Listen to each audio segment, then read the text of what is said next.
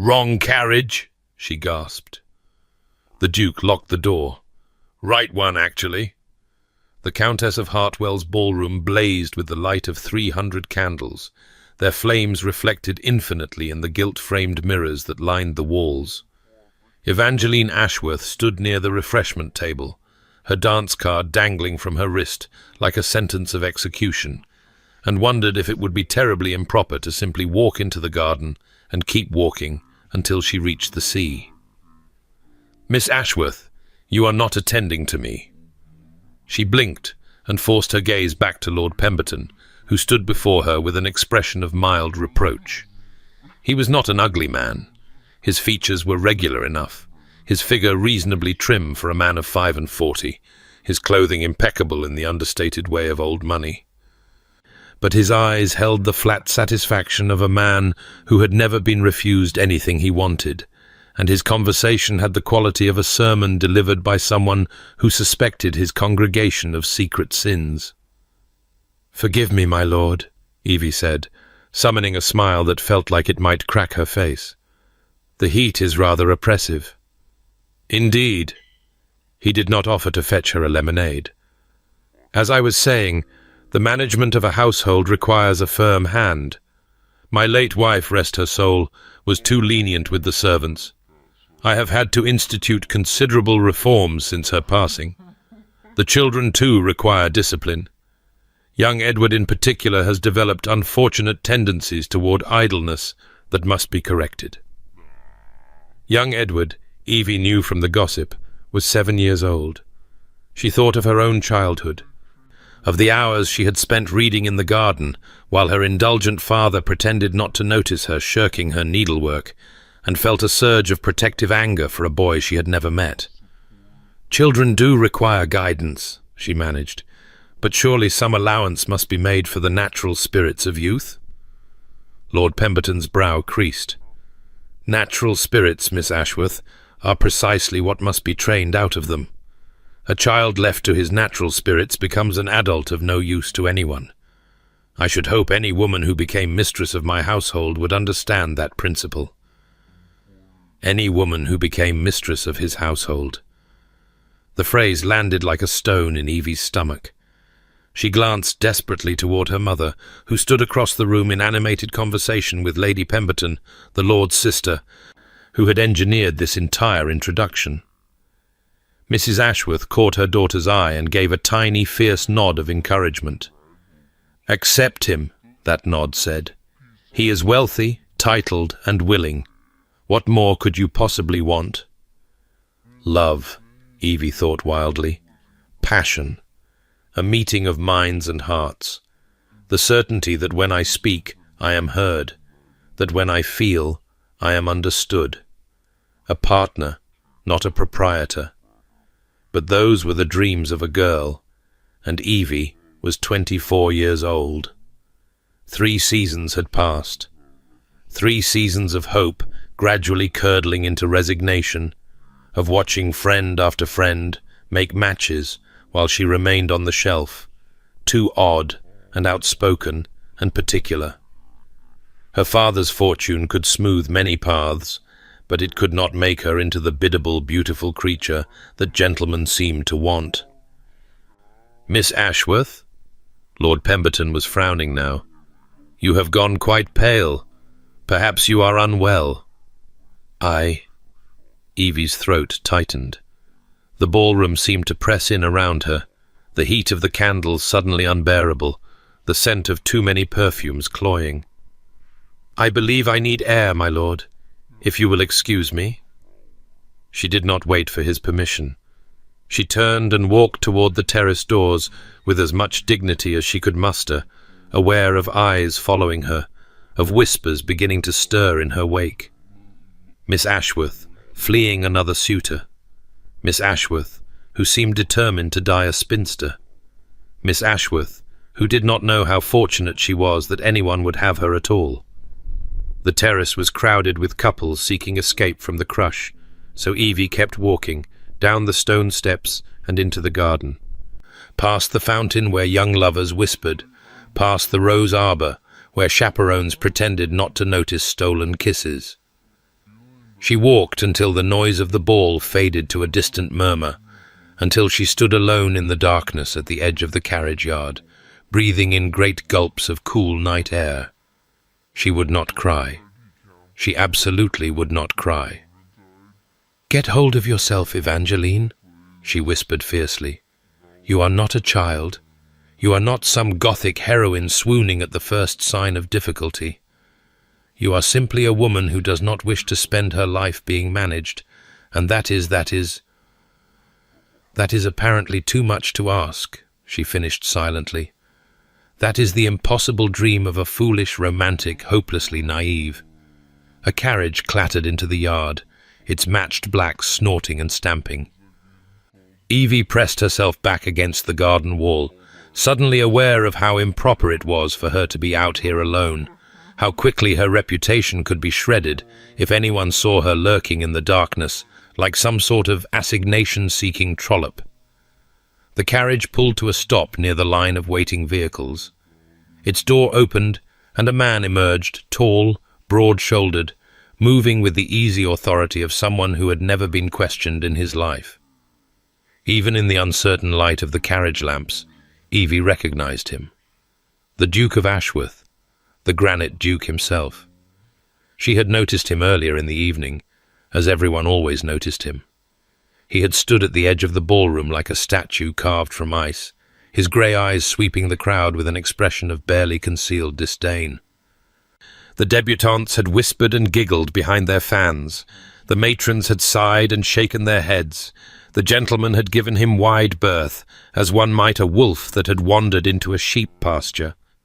He was handsome, in the way that a storm was beautiful, all dark power and dangerous edges. His face might have been carved by a sculptor, attempting to capture aristocratic hauteur in marble. But there was something in the set of his jaw, the tension in his shoulders, that spoke not of arrogance, but of exhaustion. A man holding himself together by sheer force of will. Now, as Evie watched from the shadows, he spoke briefly to his coachman, and then climbed back into his carriage. The door closed. The vehicle did not move. "He's hiding," Evie realized with sudden certainty. "Just like me." It was such a human thing, so at odds with his reputation for cold perfection that she felt an unexpected stab of kinship. The great Duke of Ashworth, fleeing a ballroom because he could not bear one more moment of social performance. Perhaps they were not so different after all. The thought was interrupted by the sound of her name, carried on the night air from the direction of the house. "Miss Ashworth? Miss Ashworth, where has that girl gotten to?" Her mother's voice, sharp with irritation, and beneath it, the lower rumble of Lord Pemberton's response. "I'm certain she simply needed air. Delicate constitutions in young ladies, you know. My late wife was similarly afflicted." Panic seized Evie's chest.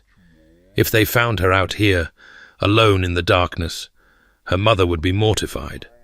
Lord Pemberton would be offended, and she would have to go back inside, back to the stifling heat and the knowing looks and the endless, exhausting pretense of being someone she was not. She looked at the line of carriages. Somewhere among them was her family's vehicle, a comfortable if unfashionable conveyance that her father had purchased second-hand from a baron who had gambled away his fortune. If she could just reach it, she could sit quietly until her parents were ready to leave, claiming continued illness as her excuse. The Ashworth carriage was dark green with gold trim. She scanned the line of vehicles, her heart pounding as the voices grew closer. There a dark shape that might be green, with a glint of gold on the door. She gathered her skirts and ran. The carriage door was unlocked. She wrenched it open, threw herself inside, and pulled it shut behind her, pressing back into the velvet-covered seat, with her heart hammering against her ribs. "Thank God," she breathed.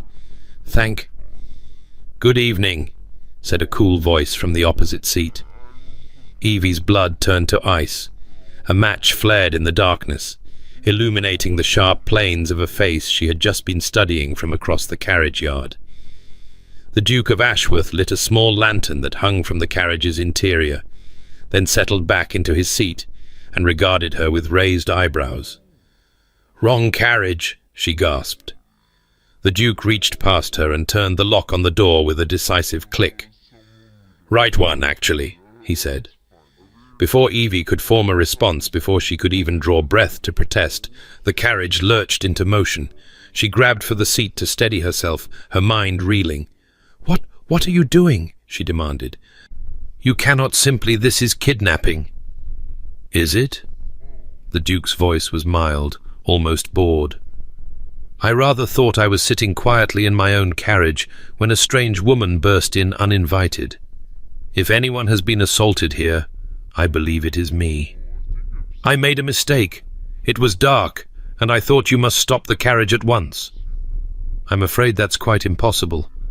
I have just made my escape from the most tedious evening of the season, and I have no intention of returning to it simply because you cannot tell one carriage from another." Evie stared at him, outrage momentarily overwhelming her fear. "You cannot simply... You are going to ruin me." Something flickered in his grey eyes. Amusement, perhaps, or something darker. "Miss Ashworth, if I wished to ruin young ladies, I would choose far more willing victims. I am simply going home. You, unfortunately, are along for the ride." "You know my name?" "I make it a point to know the names of anyone who might conceivably cause me trouble. You have been pointed out to me as a young lady of independent opinions and unfortunate romantic inclinations. In other words, the sort of woman most likely to make a scene. It appears my caution was warranted." Evie's cheeks burned. "I am not making a scene. I am attempting to preserve my reputation, which you are in the process of destroying.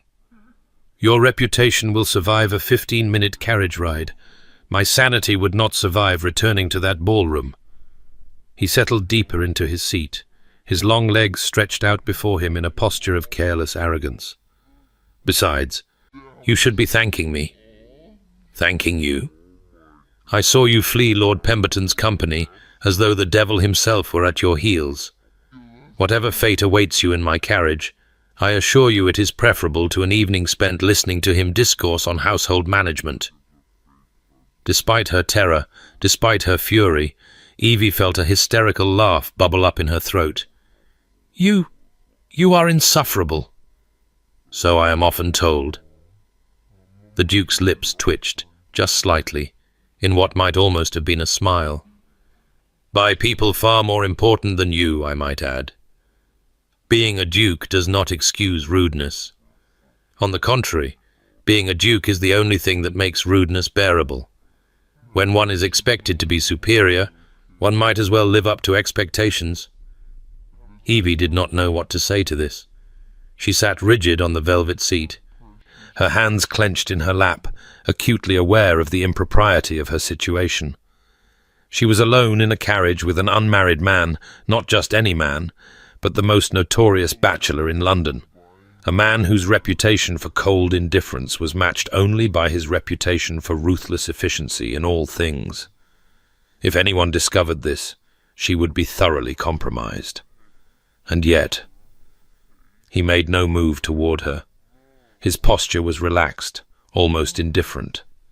His grey eyes, when they rested on her, held no heat, no predatory intent, only a kind of weary curiosity, as though she were a mildly interesting problem he had not expected to encounter. "Why were you hiding in your carriage?" she heard herself ask.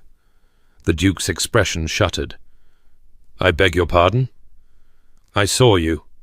You came out, spoke to your coachman, and then got back in and just sat there, in the dark. If you intended to leave, why not simply leave?" For a long moment he said nothing. The carriage swayed gently as it turned a corner, and the lantern light cast shifting shadows across his face. "It seems we have something in common, Miss Ashworth," he said at last. "We are both skilled at running away."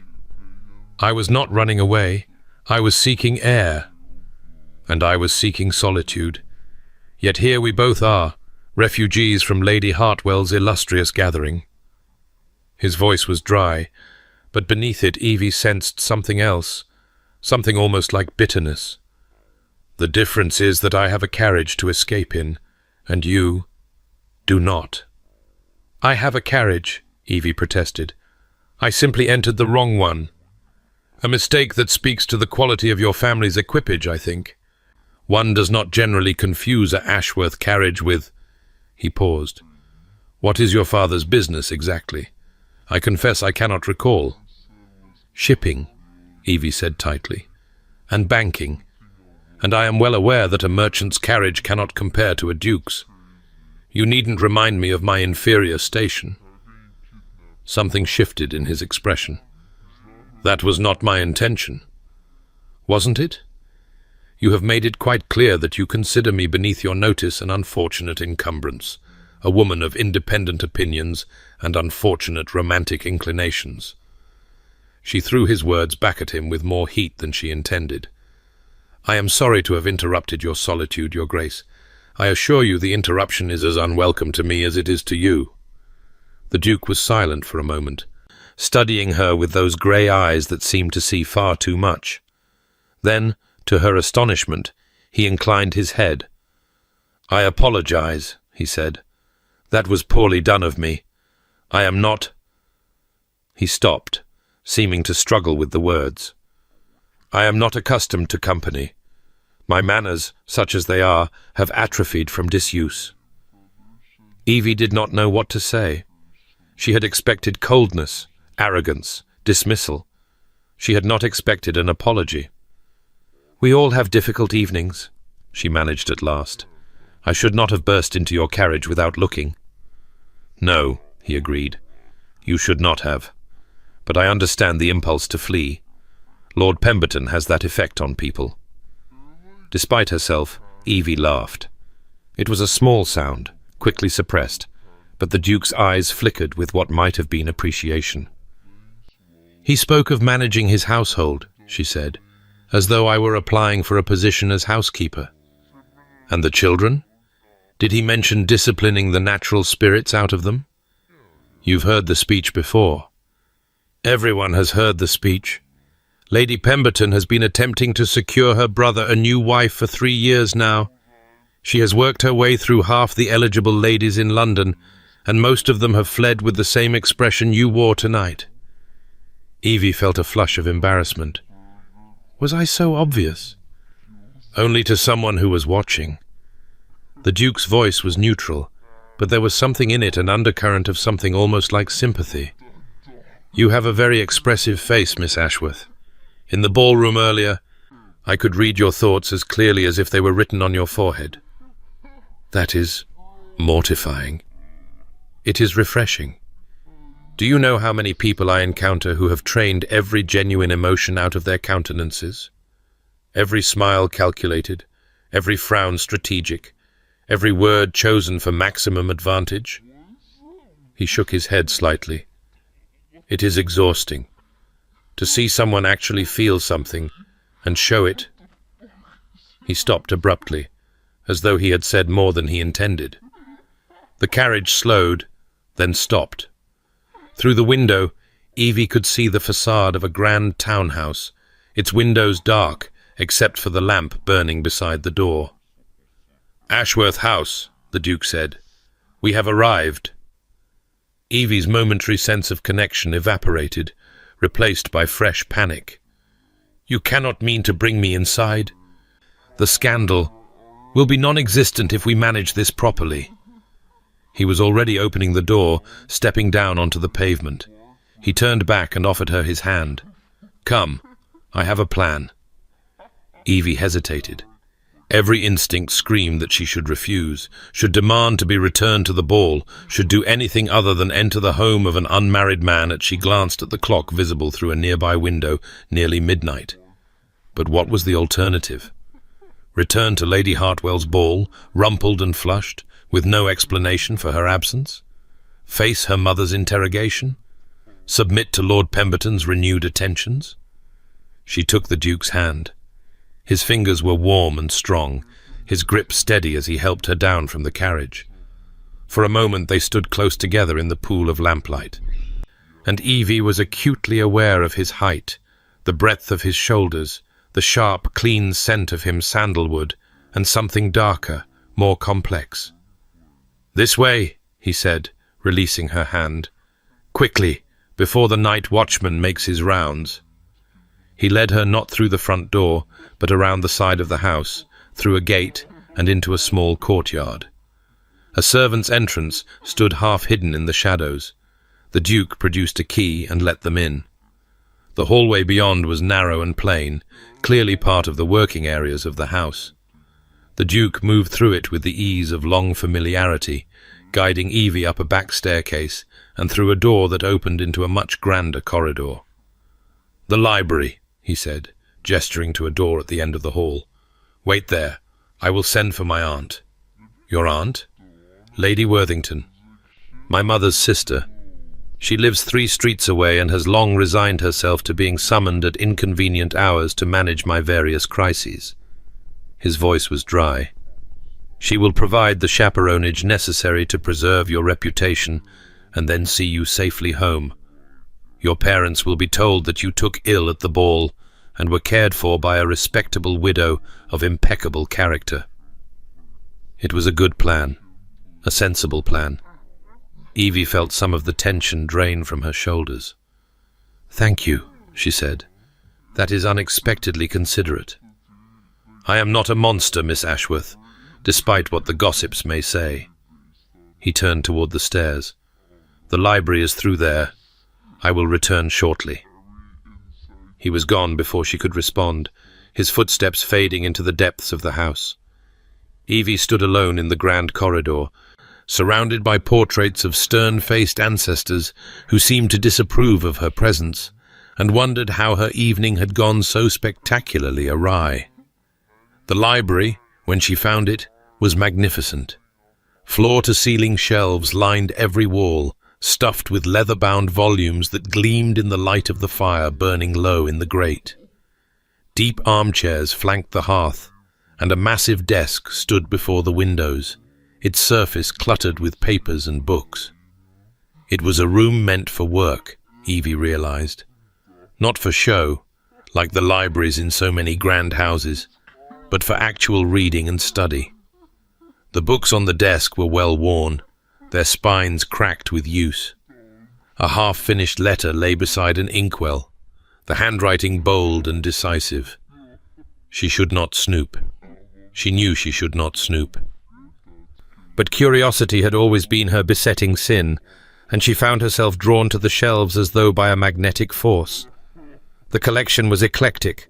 Philosophy and history, yes, as one would expect from a gentleman's library, but also poetry, Wordsworth, Byron, Keats, and novels, including several that would make a proper young lady blush.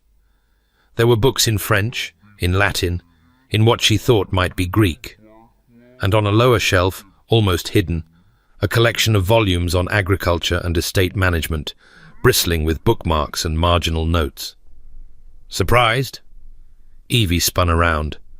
The Duke stood in the doorway, his coat discarded, his cravat loosened just enough to reveal the strong column of his throat. He looked less formal than he had in the carriage, and somehow more dangerous for it. "I did not mean to pry," she said quickly.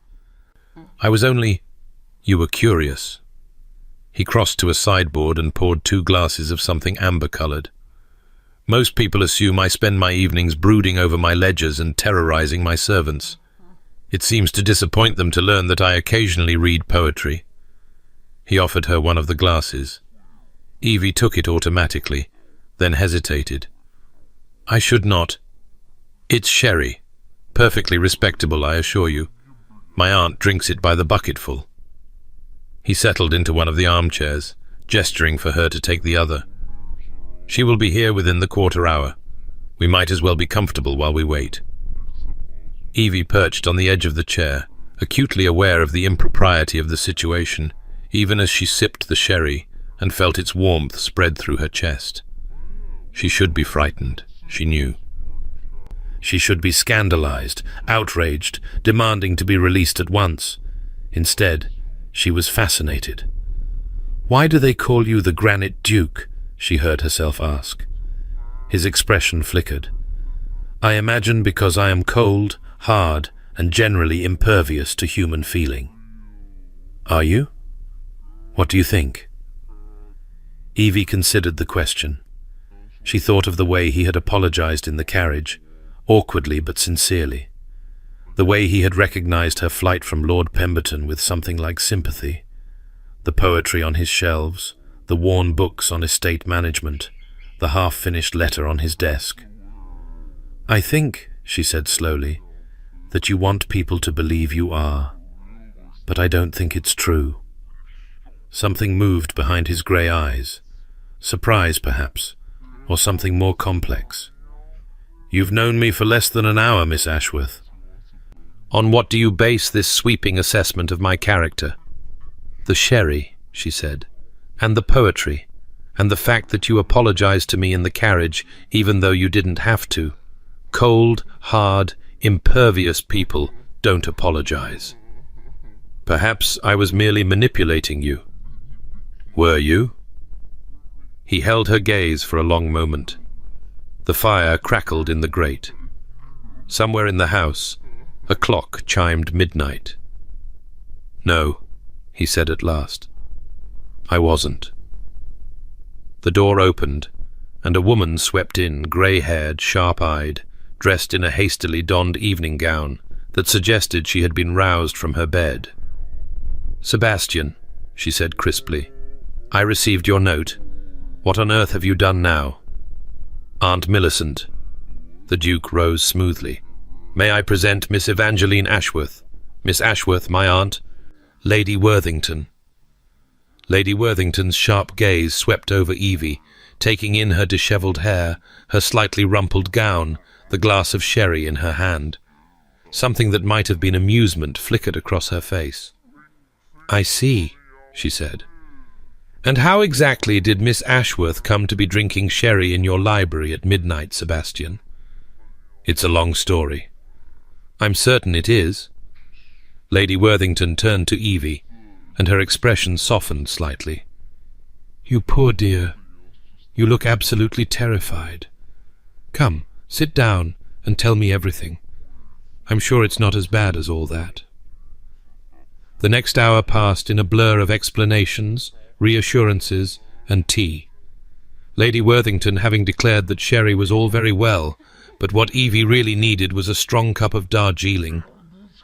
Evie found herself pouring out the whole story, the ball, Lord Pemberton, her flight into the darkness, the mistaken carriage, while Lady Worthington listened with an expression of sympathetic amusement. "Well," the older woman said at last, "it seems to me that you've had a perfectly dreadful evening, and my nephew has been unexpectedly gallant in rescuing you from it. Sebastian, I'm shocked. I didn't think you had it in you." "I didn't rescue her," the Duke said from his position by the fire. "She invaded my carriage. I simply chose not to throw her out." "Same thing, in essence." Lady Worthington patted Evie's hand. "Now, my dear, here is what we shall do. I will send word to your parents that you took ill at the ball and were cared for by a family friend myself. You will spend the night in my guest room, and I will return you home in the morning with a suitable story about weak constitutions and the importance of rest. No one will be the wiser." "But," Evie glanced at the Duke, "His Grace's servants will say nothing if they know what's good for them." Lady Worthington's voice was firm. "Sebastian inspires a great deal of loyalty in his household, and fear. Mostly fear, I suspect." "Thank you," Evie said, and meant it. "I don't know how I can ever repay—" "Nonsense. I haven't had this much excitement in years." Lady Worthington rose, brushing down her skirts. "Now come along. My carriage is waiting and you need rest.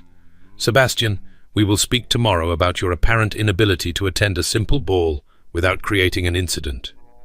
The Duke inclined his head. "I look forward to it, Aunt." Evie rose, setting down her empty teacup. She should say something, thank him properly perhaps, or apologize again for the disruption. But when she met his grey eyes, she found that words had deserted her. "Good evening, Miss Ashworth," he said, his voice carefully neutral. "I trust our paths are unlikely to cross again." It should have been a relief. Instead, Evie felt something almost like disappointment.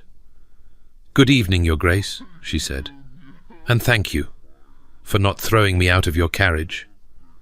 His lips twitched, that almost smile she had glimpsed before. It seemed like more effort than it was worth. Lady Worthington's hand was on her elbow, guiding her toward the door. Evie went willingly, her mind still spinning with the strangeness of the evening. At the threshold she glanced back. The Duke stood where she had left him, silhouetted against the dying fire, his face in shadow. He did not speak, did not wave, did not acknowledge her departure in any way. But just before the door closed between them, Evie thought she saw something flicker in those grey eyes, something that looked almost like regret. Lady Worthington's guest room was comfortable and warm, and Evie should have fallen asleep immediately. Instead, she lay awake for hours, staring at the canopy above her bed, replaying the evening's strange events in her mind. The Duke of Ashworth was not what she had expected. Cold, yes, but cold like armor, not like emptiness. There was something beneath his icy exterior, something she had glimpsed in flashes: humor, intelligence, a surprising capacity for kindness. He had not had to help her. He could have thrown her out of his carriage, or deposited her at the ball with a cutting remark, or simply ignored her existence entirely. Instead, he had brought her to his home, summoned his aunt, and arranged for her reputation to be protected. He had poured her sherry and spoken to her almost like an equal. He had apologized for his rudeness, something that, based on his reputation, he never did. Why? The question circled through her mind as the night wore on. Why had he bothered? What did he see when he looked at her besides an inconvenient merchant's daughter with a forgettable face and unfashionable opinions? "You have a very expressive face, Miss Ashworth," he had said. "To see someone actually feel something and show it." He had stopped himself before finishing the thought, but Evie found herself wanting desperately to know what he would have said. When she finally slept, she dreamed of grey eyes and the scent of sandalwood, of a dark carriage rocking through moonlit streets, of a voice saying "Right one," actually, with something like satisfaction. The morning brought bright sunshine and a slightly awkward breakfast with Lady Worthington, who seemed determined to pretend that the previous evening had been entirely ordinary. "My nephew is not an easy man," she said over her toast and marmalade, "but he is not a bad one. I hope you will not judge him too harshly based on his reputation." "I don't," Evie said, surprising herself with the truth of it. "He was unexpectedly kind." Lady Worthington's sharp eyes softened. "He was, wasn't he? I confess I was surprised. Sebastian has been distant these past years. Cold, as they say. But last night, I saw something I haven't seen in a long time." She paused, stirring her tea. "You reminded him that there are still people in the world worth knowing, I think." Evie did not know what to say to this. Before she could formulate a response, Lady Worthington was rising, all brisk efficiency. "Now, I will return you to your parents with a suitable story. You took ill, rested at my home, and are now fully recovered. If anyone asks, I am an old friend of your mother's from her girlhood. We were at school together, but lost touch after she married. It's thin, but it should hold." It did hold. Evie's mother, relieved that her daughter had been in respectable hands, asked few questions. Her father, more perceptive, gave her a long look, but said nothing. By luncheon, the crisis had passed, and Evie's reputation remained intact. But she could not stop thinking about the Duke. She told herself it was natural curiosity anyone would be intrigued by such an unusual encounter. She told herself that his grey eyes meant nothing, that his almost smiles were meaningless, that his unexpected kindness was simply good breeding and nothing more. She told herself that she would forget him within the week, that he would become nothing more than a strange story to tell her grandchildren someday. She was still telling herself these things 3 days later, when Lady Worthington's invitation arrived. "Dear Miss Ashworth," the letter read, "I find myself in need of young company, and wonder if you might do me the honour of taking tea with me this Thursday at 4 o'clock. My nephew will not be present, he is occupied with estate business, so you need not fear any awkwardness. I simply enjoyed our brief acquaintance and wish to continue it. Yours, Lady Millicent Worthington." Evie told herself she was accepting out of politeness, out of gratitude for Lady Worthington's help, out of curiosity about the older woman, who was sharp and witty and entirely unlike the vapid society matrons Evie usually encountered. She told herself that she was not, in any way, hoping to catch another glimpse of the Duke. She was lying, of course, but she was very good at lying to herself. Thursday's tea was delightful. Lady Worthington proved to be an engaging conversationalist with a wicked sense of humour and a vast store of society gossip. She asked about Evie's interests and actually listened to the answers. She spoke of her own youth with candour and warmth. She treated Evie not as a marriageable commodity, but as a person worth knowing. "You remind me of myself at your age," she said over her third cup of tea. "Too clever for your own good, too honest for society's comfort, too romantic to settle for practicality. I was considered quite unmarriageable, you know, until Lord Worthington came along and decided that my difficult temperament was actually interesting." "What happened to him?" "Typhoid, 20 years ago." Lady Worthington's voice was matter-of-fact, but something flickered in her eyes. "We had 15 wonderful years together. I have not remarried. I couldn't bear to settle for less than what we had." Evie felt a sudden kinship with this formidable woman. "That is what I want," she said quietly. "That kind of love, that kind of partnership. Everyone tells me I'm foolish to hold out for it, but you cannot imagine accepting anything less." Lady Worthington nodded. "I understand completely. And you are not foolish, my dear. You are brave. It takes courage to refuse the easy path." The clock on the mantel chimed 5, and Evie realized with surprise that she had been there for over an hour. She rose, making her apologies, and Lady Worthington walked her to the door. "You must come again," the older woman said. "Next week, perhaps? I find your company refreshing. I would like that very much." As Evie stepped out onto the street, she saw a familiar carriage pulling up to the townhouse 3 doors down. The Ashworth crest gleamed on its door, and as she watched, the Duke emerged, his face set in its customary stern lines. He saw her at the same moment she saw him. For an instant, neither moved. Then, almost imperceptibly, he inclined his head.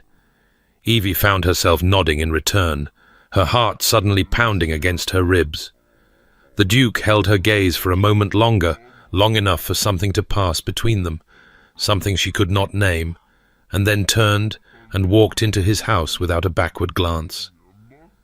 Evie stood on the pavement, the afternoon sun warm on her face, and felt the world shift slightly on its axis.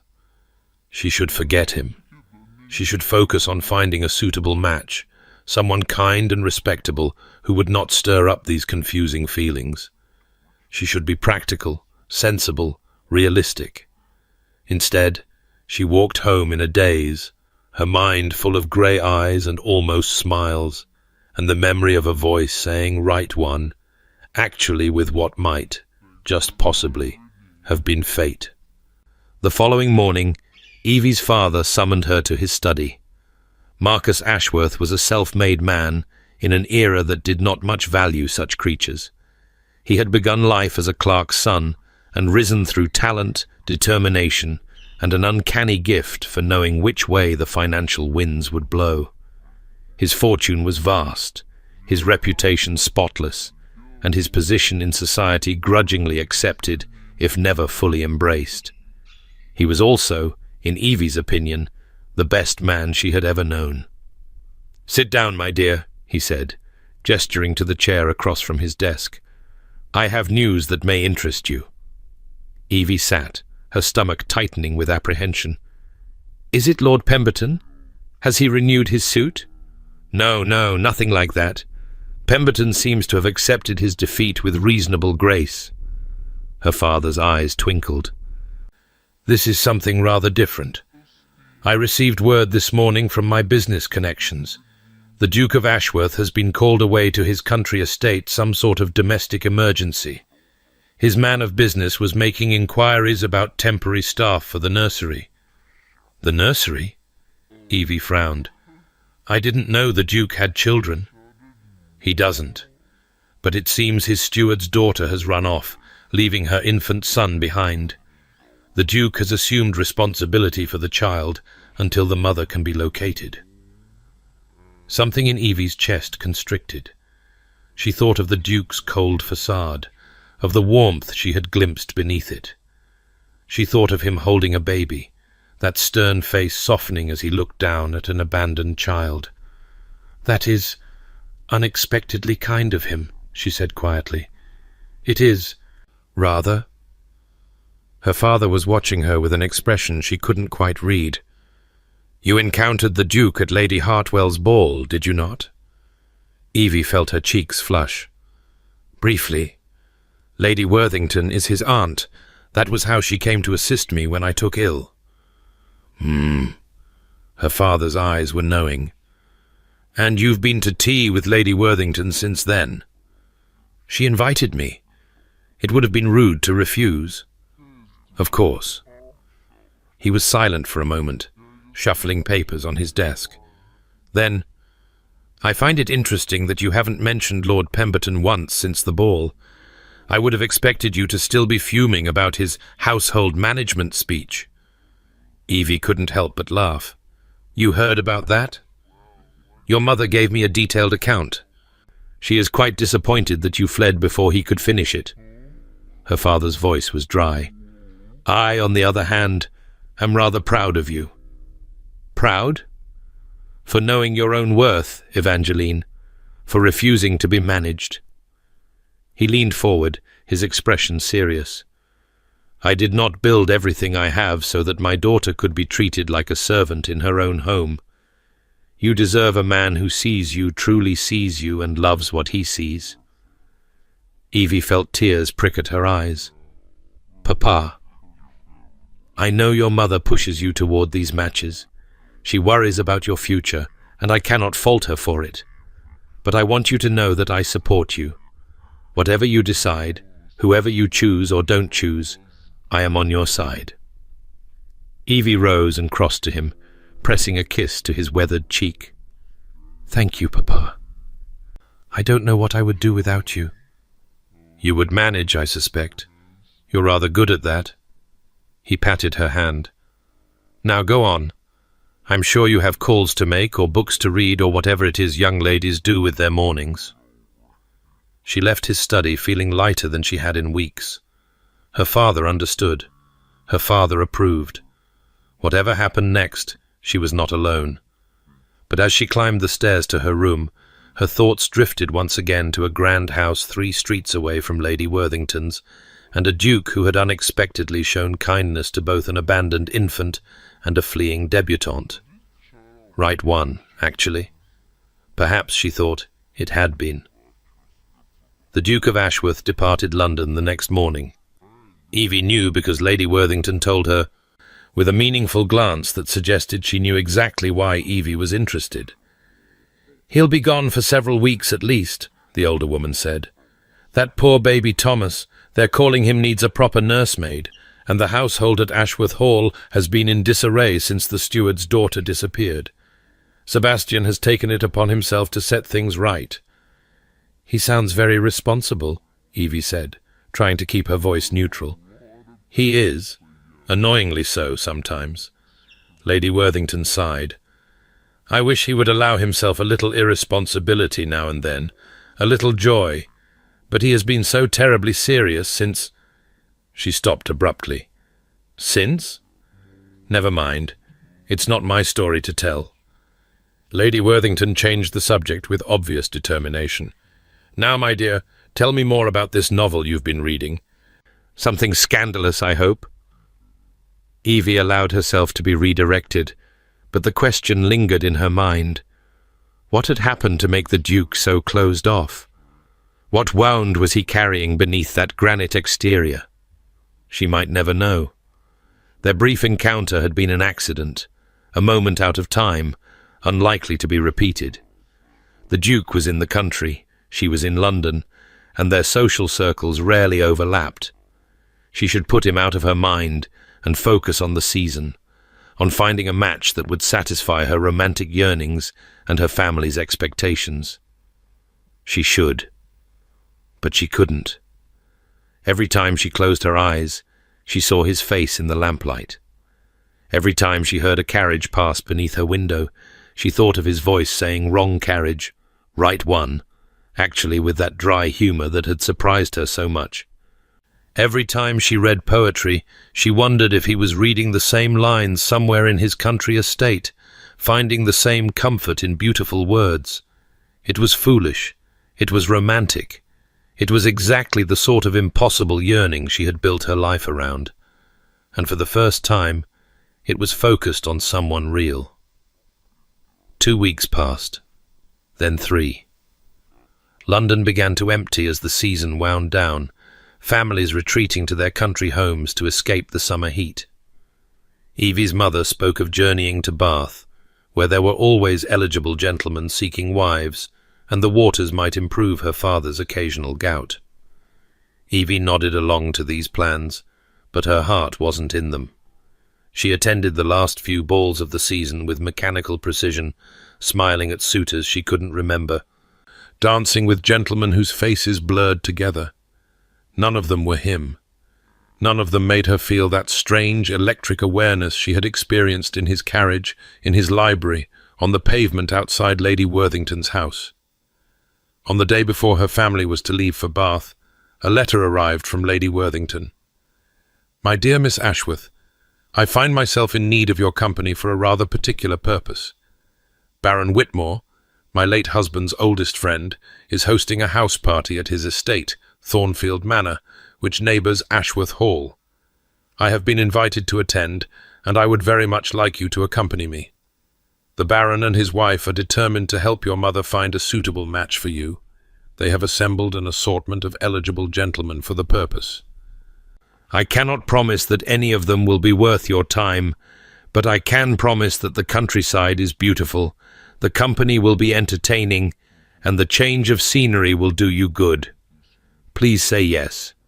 I am an old woman who hates travelling alone, and I have grown fond of you. Yours, Lady Worthington." Evie read the letter 3 times. Thornfield Manor, which neighboured Ashworth Hall, where the Duke was currently in residence. She told herself it was a coincidence. She told herself that Lady Worthington's invitation had nothing to do with her nephew, that the older woman was simply being kind. She told herself that even if she went, she would probably never see him, that country estates could be miles apart, that she was lying to herself again. She knew it, and for once, she didn't care. She wrote her acceptance before she could think better of it, and went to tell her mother that their plans had changed. The journey to Thornfield Manor took 2 days by carriage. Lady Worthington proved to be an entertaining travelling companion, full of stories about the Baron and his wife, the other guests who would be attending, and the history of the area. "Ashworth Hall has been in Sebastian's family for 300 years, she said, as they passed through a picturesque village. "It's quite magnificent. You can see it from the hill above Thornfield. The gardens are famous. His mother designed them before she died." "When did she die?" Evie asked. "When Sebastian was 12.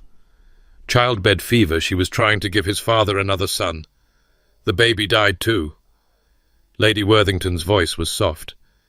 "It changed him, losing her." "He was such a cheerful boy before.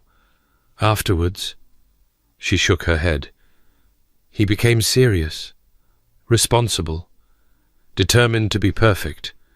to never give anyone cause for disappointment. Evie thought of the worn books on estate management in his library, the half-finished letter on his desk.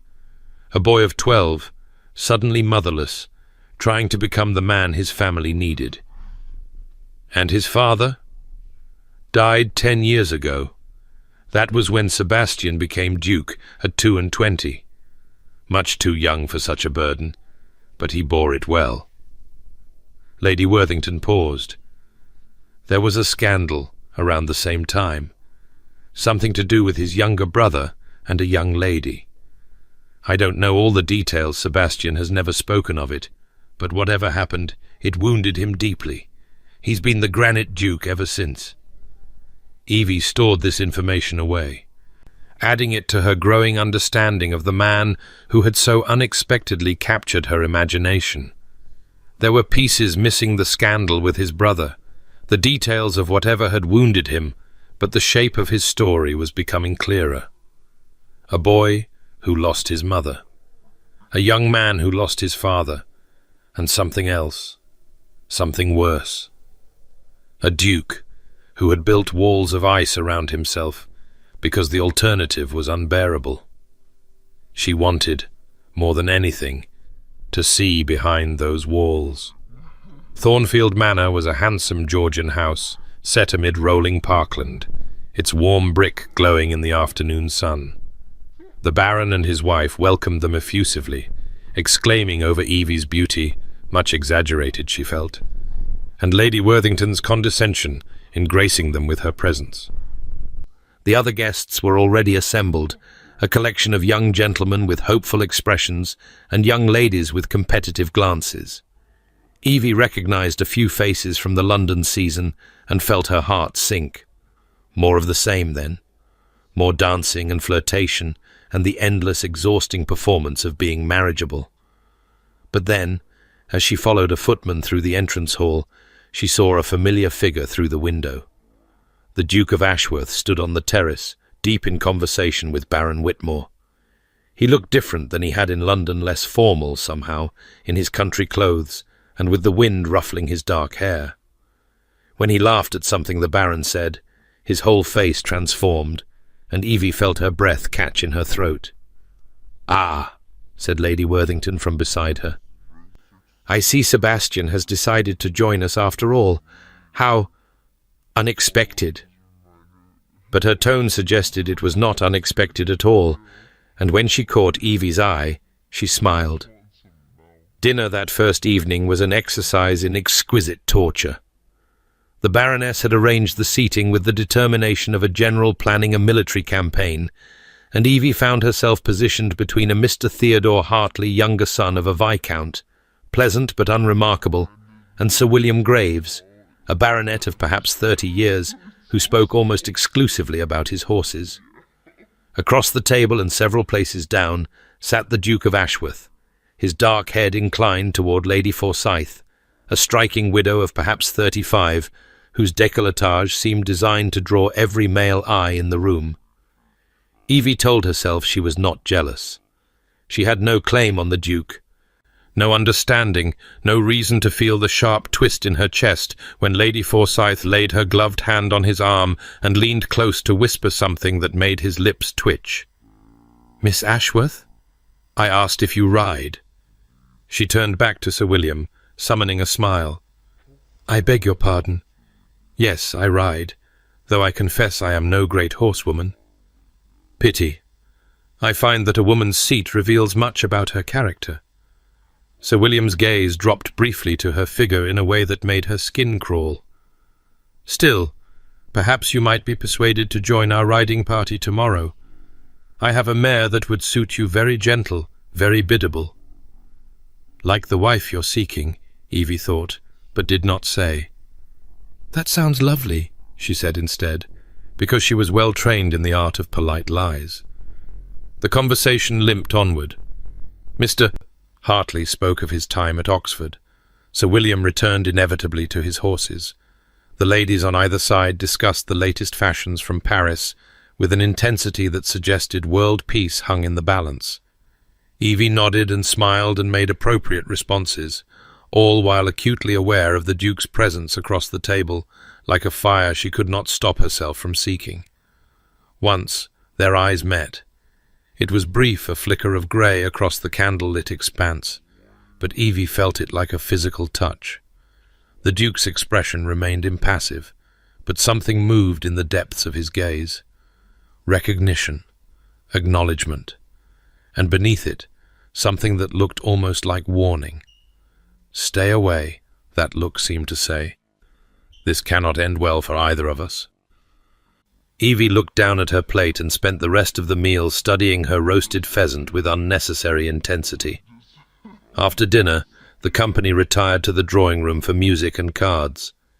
Evie positioned herself near Lady Worthington, hoping to avoid further conversation with Sir William, but the Baroness had other plans. "Miss Ashworth, you must play for us.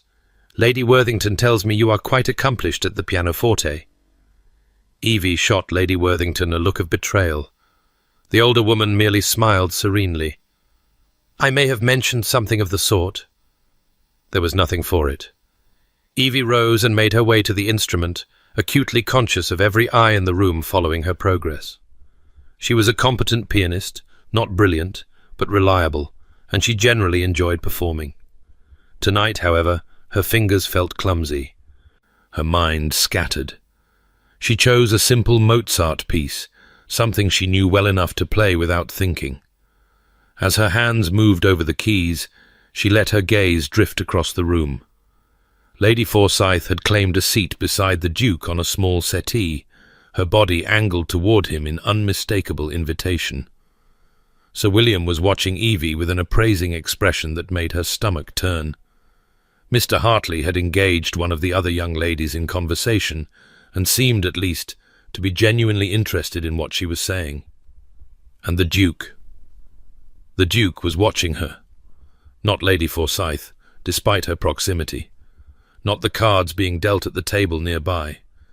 His grey eyes were fixed on Evie's face, with an intensity that made her fingers stumble on the keys. She recovered quickly, but not before she saw his lips curve in that almost smile she remembered from their carriage encounter. The piece ended. Polite applause scattered through the room. Evie rose from the bench, her cheeks flushed, and made her escape back to Lady Worthington's side. "Well played, my dear," the older woman murmured. "In more ways than one." "I don't know what you mean." "Of course you don't." Lady Worthington patted her hand. "Come, let us take a turn about the room. I find I am in need of air." They walked together along the perimeter of the drawing room, pausing to admire paintings and exchange pleasantries with other guests. As they passed the settee where the Duke sat with Lady Forsyth, Lady Worthington stopped. "Sebastian, I don't believe you've been properly introduced to my young friend, Miss Ashworth." The Duke rose, his expression carefully neutral. "We have met, actually, briefly, in London." "Have you?" Lady Worthington's eyes sparkled with feigned innocence. "How delightful. Then you must tell me how you find her, Sebastian. Is she not everything charming?" Something flickered across the Duke's face. Embarrassment, perhaps, or irritation at his aunt's transparent matchmaking. "Miss Ashworth seems most accomplished," he said carefully. "High praise indeed, from the granite Duke." Lady Forsyth's voice was honey-sweet with an edge of acid. "Sebastian so rarely finds anyone worthy of his attention. You must be quite extraordinary, Miss Ashworth." "I am nothing of the sort," Evie said quietly. "I am merely a merchant's daughter with middling talents and unfashionable opinions. But I thank your grace for the compliment, such as it is." The Duke's eyes met hers, and something passed between them, a spark of shared humour, an acknowledgement of the absurdity of their situation. "I find that unfashionable opinions are often the most interesting," he said. "Fashionable ones tend to be merely borrowed." Lady Forsyth's smile tightened. Lady Worthington looked positively delighted, and Evie felt her heart turn over in her chest, a slow and dangerous revolution. "Come, Aunt," the Duke said, offering his arm to Lady Worthington. You mentioned wanting air. Let me escort you to the terrace. Oh, but I couldn't possibly leave Miss Ashworth alone. Miss Ashworth may accompany us if she wishes. The Duke's voice was carefully neutral, but his eyes, when they met Evie's, held an invitation. She should refuse. She should claim fatigue, or a headache, or a sudden urgent need to discuss horse breeding with Sir William. She should do anything other than walk out into the moonlit darkness with a man who made her feel things she had no business feeling. I would be glad of the air, she heard herself say. The terrace was cool and quiet, the sounds of the drawing-room muffled by the closed doors. Lady Worthington settled onto a stone bench with a sigh of contentment, leaving Evie and the Duke standing together at the balustrade, looking out over the darkened gardens. "Your aunt is not subtle," Evie said quietly. "No, it is one of her more trying qualities." The Duke's voice was dry. "I apologize if her machinations have made you uncomfortable." "They haven't. Though I wonder what Lady Forsyth must think." "Lady Forsyth thinks whatever is most advantageous to Lady Forsyth." There was something bitter in his tone. "She and I have an understanding of sorts, or rather, she believes we do. I have not encouraged her, but neither have I been sufficiently discouraging. It is a failure of resolve on my part." Evie glanced at him, surprised by the admission. "Why not simply tell her you're not interested?" "Because that would require acknowledging that she has expressed interest, which would require a conversation I have no desire to have." He laughed softly without humour. "Cowardice, Miss Ashworth. It seems we are both guilty of it." "I don't think you're a coward." "No." He turned to face her, his grey eyes silver in the moonlight. "You barely know me. I know that you helped me when you didn't have to. I know that you took responsibility for an abandoned infant when you could have left him to the parish. I know that you read poetry and care about your tenants and love your aunt, even when she exasperates you." Evie met his gaze steadily. "Those are not the actions of a coward." The Duke was silent for a long moment. When he spoke, his voice was rough. "You see things in me that I'm not certain exist. Perhaps you simply haven't looked for them." A breeze stirred the night air, carrying the scent of roses from the garden below. Somewhere in the darkness, an owl called.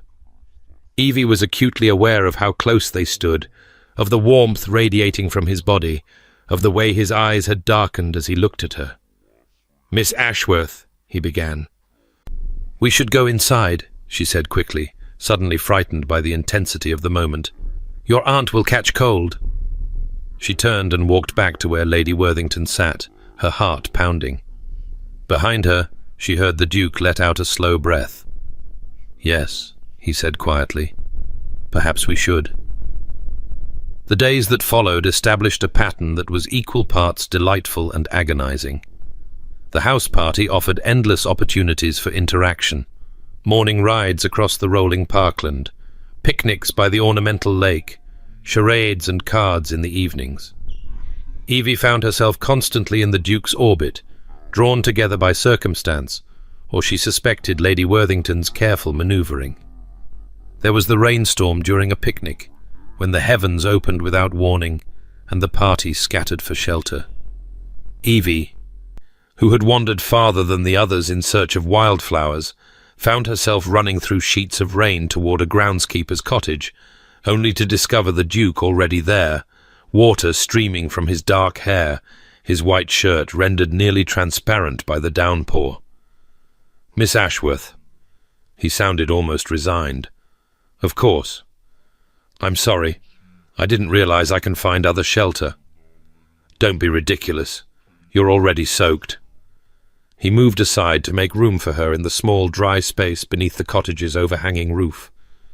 "We might as well be stranded together." They stood side by side, watching the rain cascade down, and Evie found herself acutely aware of every detail of his presence. The way his wet shirt clung to the muscles of his chest, the small scar she hadn't noticed before at the corner of his jaw, the way his breathing had quickened slightly when she pressed against him to avoid the dripping eaves. "This seems to be becoming a habit," she said, trying for lightness, "finding ourselves alone together in inappropriate circumstances." "It does rather suggest a pattern." His voice was low, almost intimate in the closeness of their shelter. "One that society would view most unfavorably." "Society can go hang." She hadn't meant to say it. The words escaped before she could stop them, and she felt her cheeks flame with embarrassment.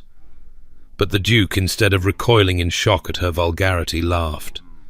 It was a real laugh, not the polite social sound he produced at dinner parties. It transformed his face entirely, cracking through the granite facade like sunlight through storm clouds. Evie stared at him, transfixed. "Miss Ashworth," he said, still chuckling, "you are unlike anyone I have ever met. Is that a compliment or an insult? I haven't decided yet." But he was smiling as he said it, actually smiling, the expression doing remarkable things to his stern features. "Tell me something. Why are you not married?" The question caught her off guard. "I beg your pardon?" "You are intelligent, spirited, and not without beauty." He paused, as though surprised by his own words. "You must have had offers. Why have you refused them?" Evie considered the question, watching the rain rather than his face. "Because I am holding out for something I'm not sure exists," she said finally. "A partnership, a meeting of true minds. I want—" She stopped, embarrassed by her own romanticism. "What do you want?" "To be seen." The words came out barely above a whisper. "To be known, completely, and loved anyway. Not for my father's money, or my mother's connections, or whatever domestic skills I might bring to a household. For myself, whatever that is." The rain drummed on the cottage roof. The Duke was silent for so long that Evie began to fear she had said too much, revealed too much of the tender, foolish heart she tried so hard to protect. "That is not unreasonable," he said at last. "It is, in fact, what everyone should want, what everyone deserves." His voice had gone rough again, stripped of its usual cool control. "And yet so few of us have the courage to hold out for it." "Do you?" She turned to face him. "Have the courage, I mean." His grey eyes met hers. In their depths, she saw something vast and complicated, longing and fear, and a desperate, barely contained hope that made her breath catch. "I thought I had given up on it entirely," he said. "I thought I had made my peace with coldness, with duty, with the absence of anything that might be called love." He raised one hand, and for a heart-stopping moment she thought he might touch her face. But he let it fall. "And then you climbed into my carriage." The rain was beginning to ease. Evie could hear voices in the distance, the other guests, emerging from wherever they had taken shelter. The moment was slipping away, and she had no idea how to hold on to it. "Sebastian." She used his Christian name without thinking, and saw his eyes widen slightly. "We should return to the others," he said abruptly, stepping back. The mask was descending again, the walls rebuilding themselves before her eyes. "Before we are missed." "Of course." She tried to keep the hurt from her voice. "I understand." She walked out into the drizzle without waiting for him, her heart aching with the loss of something she had barely grasped. That night, Evie dreamed of rain and grey eyes and words unspoken. She woke before dawn with tears on her cheeks, and no clear memory of why she had been crying. The morning brought pale sunshine, and a note from Lady Worthington slipped under her door. "The gardens at Ashworth Hall are particularly fine this time of year. I am taking a small party to view them this afternoon, the Baroness, Mrs. Hartley, and yourself, if you are willing. The Duke has graciously offered to serve as our guide. Wear comfortable shoes. The rose garden involves considerable walking. M.W. Evie should refuse. After yesterday's charged encounter, she should put as much distance as possible between herself and the Duke. She was developing feelings that could lead nowhere, good feelings that would only cause her pain when this house party ended and she returned to her ordinary life. But she thought of the baby, Thomas, alone in that great house with only servants for company. She thought of gardens designed by a mother who had died too young. She thought of grey eyes that had looked at her as though she were something precious, something worth wanting. She wrote her acceptance and rang for her maid. Ashworth Hall rose from the countryside like something out of a dream. It was Jacobean in style, all warm brick and mullioned windows, its wings spreading gracefully across manicured lawns. The gardens Lady Worthington had promised were indeed spectacular terraces of flowers cascading down to an ornamental lake, hedged walkways forming elaborate patterns when viewed from above, and everywhere the climbing roses that had been the late Duchess's passion. The Duke met them in the entrance hall, formally dressed but with something softer in his bearing than Evie had seen at the house party. This was his home, she realized. Here, among his mother's roses and his ancestors' portraits, some of the tension left his shoulders. "Ladies," he said, bowing, "welcome to Ashworth Hall. I trust the journey was not too taxing." "Not at all," the Baroness said warmly. "We are so grateful for your hospitality, Your Grace. I have long wished to see these famous gardens.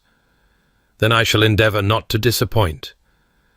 The Duke's gaze moved briefly to Evie, and something flickered in its depths. "If you will follow me?" He led them through the house, pointing out family portraits and historical artifacts, before emerging onto a broad stone terrace that overlooked the gardens. The view was breathtaking, a tapestry of colour stretching toward the distant lake, with the folly of a Grecian temple visible on a small island at its centre. "My mother designed all of this," the Duke said quietly, and Evie heard the ghost of grief beneath his measured words. She spent 15 years transforming what had been a rather formal and unimaginative landscape into something alive. "She had wonderful taste," Mrs. Hartley murmured. "The colour combinations are extraordinary." They descended into the gardens, the Duke offering historical details and botanical information as they walked. The Baroness and Mrs. Hartley exclaimed over particularly fine specimens. Lady Worthington made dry observations about the impracticality of maintaining such elaborate grounds. Evie walked slightly apart, drinking in the beauty and trying not to think about how natural it felt to be here, in this place that was so thoroughly his. They had reached the rose garden, a walled sanctuary filled with blooms of every variety, when a young maid came running across the lawn. "Your Grace." "Begging your pardon, Your Grace, but it's young Master Thomas. He's crying something terrible and won't be soothed. Mrs. Crawford doesn't know what to do." The Duke's face shifted, professional concern replacing social cordiality. "I'll come at once. Ladies, please excuse me, continue your tour. I will return when I can." He strode off toward the house, the maid hurrying to keep pace with his long legs. Evie watched him go, her heart twisting. "That poor baby," the Baroness said, sighing. "Such a tragedy, his mother abandoning him like that. If the Duke hadn't taken responsibility—" "Sebastian has always had a strong sense of duty," Lady Worthington said. "Sometimes too strong. He takes everything upon himself, whether it is his burden to bear or not." The party continued through the rose garden, but Evie found her attention wandering toward the house. She imagined the Duke in the nursery, trying to comfort a crying infant, his granite facade cracking in the face of a child's distress. Before she quite knew what she was doing, she spoke. "Lady Worthington, would you think me terribly rude if I excused myself? I find I am rather fatigued from the walk." "Of course, my dear." Lady Worthington's eyes were knowing. "The house is just through that gate. Any servant can direct you to a sitting room where you might rest." Evie slipped away before she could change her mind. She did not go to a sitting room. She found a footman and asked, with what she hoped was casual curiosity, where the nursery was located. The young man seemed surprised by the question, but directed her to the east wing, 3rd floor. Evie climbed the stairs with her heart pounding, telling herself that this was madness, that she had no business intruding, that the Duke would think her unbearably forward. But she kept climbing.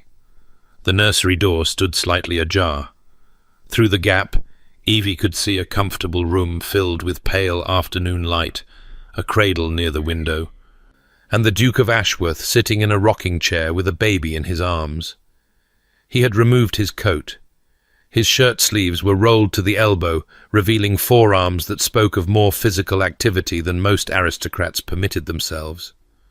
His dark hair had fallen across his forehead, and his expression made Evie's breath catch. Gone was the granite Duke. Gone was the cold, controlled man who held society at arm's length. In his place was someone infinitely more human, a man gazing down at an infant with tenderness and wonder, and a vulnerability that made Evie want to weep. "There now," he was murmuring, so softly she had to strain to hear. "There now, little one. It's all right. You're safe. I've got you." The baby Thomas, she remembered, had stopped crying. He lay in the Duke's arms, with his eyes fixed on that stern, gentle face, one tiny fist wrapped around the Duke's finger. "I know you miss her," the Duke continued, his voice rough. "I know you don't understand why she left, but you're not alone. I promise you, Thomas, you will never be alone." Evie must have made some sound, a caught breath, a whisper of her skirts, because the Duke looked up suddenly, his eyes meeting hers through the gap in the door. She expected him to be angry, to demand what she was doing there, to retreat behind his walls of ice and propriety. Instead, something like relief crossed his face. "Miss Ashworth." He did not rise, could not, with the baby in his arms, but he gestured her forward with his free hand. "Please, come in." She pushed the door open and entered, acutely conscious of the intimacy of the scene. "I'm sorry, I didn't mean to intrude. I heard the baby was distressed, and I thought—" She stopped, unsure how to explain herself. "You thought you might help." The Duke's voice held no censure. "That was kind of you." Evie moved closer, drawn by the sight of the baby's peaceful face. "He's beautiful." "He is." The Duke looked down at Thomas with an expression that made Evie's heart ache. 3 months old, the physician estimates. Healthy, thank God. Whatever failures his mother committed, she at least ensured he was fed and cared for. "Have you found her? The mother?" "No. She left a note barely literate but clear enough. She was not prepared for motherhood, had no means to support a child, and trusted me to do better by him than she could." His jaw tightened. She was 17. Her own father threw her out when he discovered her condition. How terrible. "Yes." The Duke's voice was flat. "I have dismissed the father from my service, needless to say. A man who would abandon his daughter to such a fate has no place in my household." Evie studied his profile, the tension in his shoulders, the careful way he held the baby as though Thomas were made of spun glass. "What will you do with him?" "I haven't decided." He met her eyes.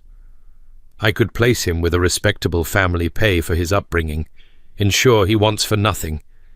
It would be the sensible solution. But he has already been abandoned once, by his mother, by his grandfather, by a father who has never even acknowledged his existence." The Duke's voice cracked, just slightly. "I find I cannot bear to make him feel unwanted again." Evie sank into the chair across from him, her eyes stinging. "You could keep him." "Keep him? Raise him as your own. Give him your name if you wished. Make him your heir." The Duke stared at her. "He is a steward's illegitimate grandson. He has no connection to my bloodline whatsoever." And yet you love him already. Evie said it simply, as the obvious truth it was. Anyone looking at you right now could see it. Something shifted in his face, surprise, and beneath it, a dawning wonder. I didn't think... He stopped. I haven't permitted myself to love anyone in a very long time, Miss Ashworth. I had forgotten what it felt like. Then perhaps Thomas is teaching you to remember. The baby stirred in his arms, making a small sound of contentment. The Duke looked down at him, and when he looked up again, his eyes were bright with unshed tears. Would you like to hold him? Evie's heart leapt. May I? He rose carefully and transferred the baby into her arms, showing her how to support his head, how to cradle him securely. Thomas blinked up at her with dark, solemn eyes, and Evie fell instantly, irrevocably in love. Oh, she breathed. Oh, you perfect thing. She looked up to find the Duke watching her with an expression that stole her breath. He stood close, too close for propriety, his grey eyes fixed on her face with an intensity that made her pulse race. You look right, he said softly, holding him, as though you were meant to be here. Sebastian. The sound of footsteps in the corridor broke the moment. The Duke stepped back quickly, his face shuddering as a nursemaid bustled in with a tray of baby things. Your Grace, I've brought fresh The woman stopped short at the sight of Evie. I beg your pardon, I didn't realize. Miss Ashworth was kind enough to assist me in soothing young Thomas, the Duke said smoothly. She has a natural touch with infants. The nursemaid curtsied, her expression carefully neutral. Will you be wanting anything else, Your Grace? No. Thank you, Mrs. Crawford. The Duke turned to Evie, his voice once again cool and formal. Miss Ashworth, I believe your party will be wondering what has become of you. Permit me to escort you back to the gardens. Evie handed Thomas to the nursemaid with a reluctance that surprised her. The baby fussed briefly at the transfer, reaching one tiny hand toward her, and she felt something crack open in her chest. Goodbye, little one, she whispered. I'll visit again, if I may. She followed the Duke down the stairs and through the house in silence, acutely aware of the distance he had put between them, physical and otherwise. Whatever had passed between them in the nursery, he had clearly decided it was a mistake. At the door to the garden, he stopped. Miss Ashworth. His voice was low, urgent. What happened in the nursery? Was nothing, she said quietly, though the words cost her. A moment of sentiment, nothing more. I understand. Do you? He caught her arm, his grip gentle but insistent. I don't think you do. I don't think you have any idea what you...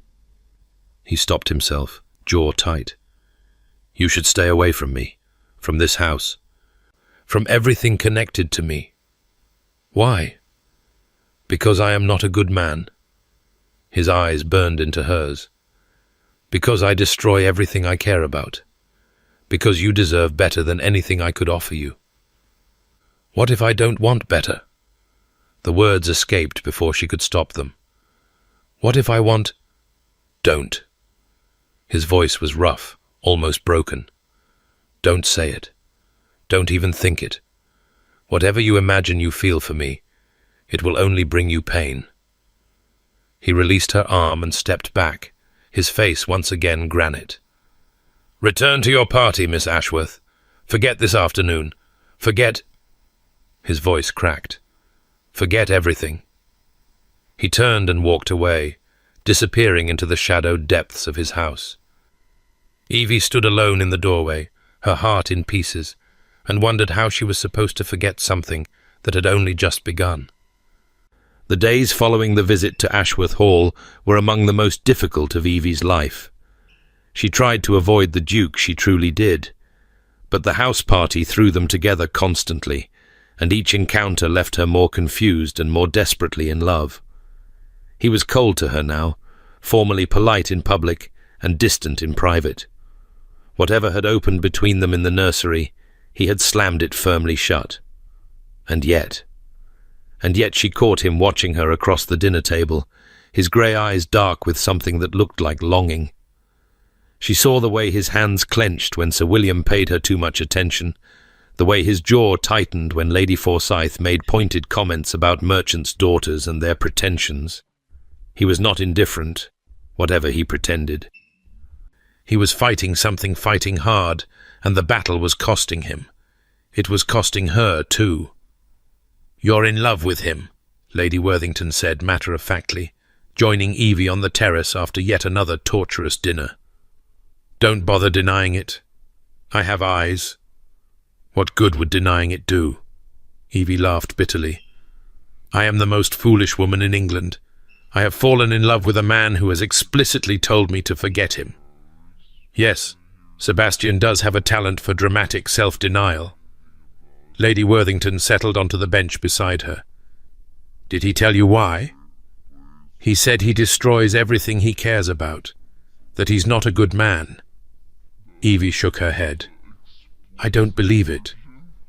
Nor should you. Sebastian is one of the best men I know. He simply doesn't believe it himself." Lady Worthington was quiet for a moment. "Did he tell you about Rosalind?" Evie's heart clenched. "No. I've heard rumours about a scandal involving his brother. More than a scandal. A tragedy." Lady Worthington sighed heavily. Rosalind Fairfax was Sebastian's betrothed. They were to be married the summer he turned 22, a love match, everyone said. Sebastian adored her. "What happened?" "She ran off with his younger brother Edward, the night before the wedding." Lady Worthington's voice was flat. "They were fleeing to Gretna Green when their carriage overturned. Both were killed instantly." Evie felt the blood drain from her face. "Oh, God." Sebastian blamed himself, of course. He convinced himself that he had driven her away somehow, that if he had been warmer, more demonstrative, more passionate, she would never have turned to Edward. Lady Worthington shook her head. "It wasn't true. Rosalind was not the woman Sebastian believed her to be. She was drawn to drama and danger. Edward offered her excitement. Sebastian offered her stability. She made her choice. But Sebastian doesn't see it that way. Sebastian sees only his own perceived failures. He has spent 10 years punishing himself for something that was never his fault." Lady Worthington turned to face Evie directly. "That is why he pushes you away. Not because he doesn't care, but because he's terrified that if he lets himself care, history will repeat itself." Evie absorbed this, her mind reeling. She thought of the Duke's warning, "I destroy everything I care about," and suddenly understood. He wasn't trying to protect himself, he was trying to protect her. "What do I do?" she asked helplessly. "I can't force him to love me. I can't make him believe he deserves happiness."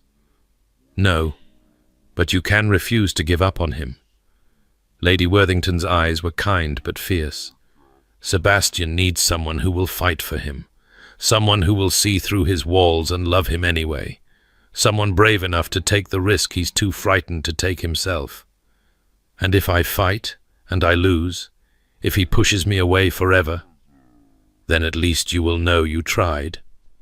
Lady Worthington rose, brushing off her skirts. "Think about it, my dear. You have more courage than you know." She walked back inside, leaving Evie alone with the stars and the ache in her heart. The charades game was Lady Forsyth's idea. "We must have entertainment," she declared the following evening, clapping her hands with theatrical enthusiasm. "Something to liven up this dreary company. I propose charades, teams of 2, competing for a prize." The Baroness agreed with delight, and soon the guests were being paired off. Evie found herself, through some machination she suspected involved Lady Worthington, partnered with the Duke. "It seems we are thrown together once more," he said stiffly, standing beside her as the other teams received their first challenges. "I apologize. I'm sure you would have preferred a more congenial partner." "I would have preferred an honest one," Evie said quietly. but I will take what I can get." Something flickered in his eyes. Pain, perhaps, or regret. But before he could respond, the Baroness was announcing their challenge. The game was more enjoyable than Evie had expected. Despite his reserve, the Duke proved a surprisingly effective partner, his quick mind grasping her clues with an ease that suggested he understood her better than he wanted to admit. They won their first round handily, and their second, and by the third they were laughing together, actually laughing, as Evie mimed increasingly absurd interpretations of literary titles. "The Castle of Otranto," he guessed, as she pretended to swoon dramatically while clutching an invisible manuscript. "No, The Mysteries of Udolpho." "Yes." She dropped the pose, grinning at him. "However did you guess that?" "You do an excellent terrified heroine." His voice was warm, the walls lowered by the game's absurdity. "I suspect you have read every Gothic novel in circulation." "I have read everything in circulation, including, I might add, several texts that would shock my mother into an early grave." "Such as?" She leaned close, lowering her voice conspiratorially. "Wollstonecraft." His eyebrows shot up. "A Vindication of the Rights of Woman?" "And everything else she wrote. My father's library is extensive, and he has never been one for censorship." The Duke studied her with new appreciation. "You are full of surprises, Miss Ashworth." "As are you, Your Grace."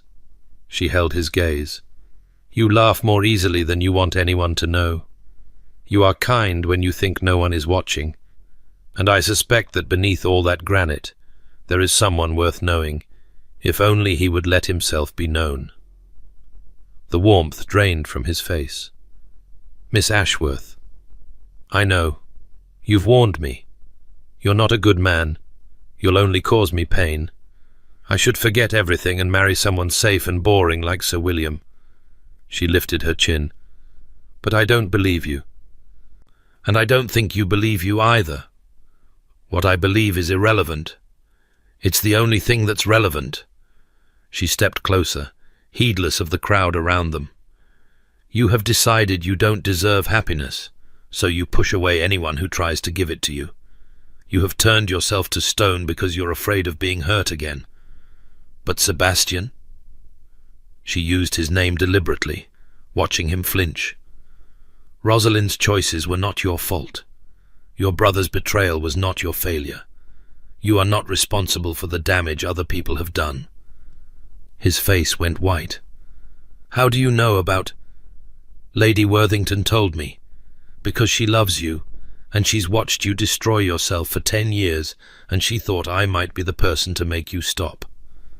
She had no right. She had every right. She's your family. She wants you to be happy." Evie felt tears burning behind her eyes, but refused to let them fall. "I want you to be happy, even if it's not with me.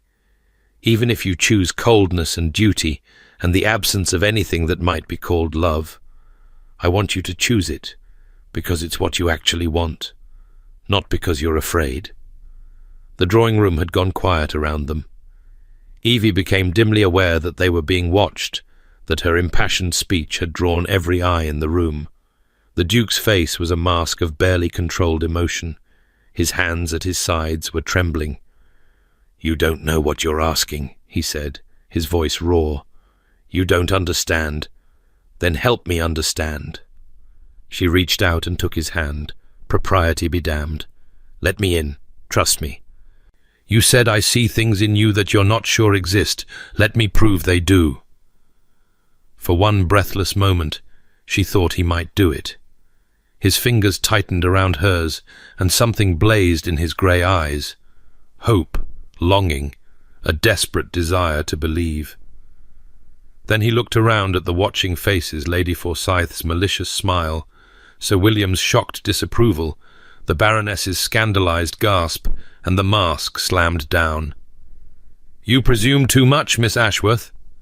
His voice was ice, his hand withdrawing from hers as though she had burned him. "Whatever you think you know about me, Whatever feelings you imagine you have, they are based on fantasy, not reality. I am not the hero of one of your Gothic novels.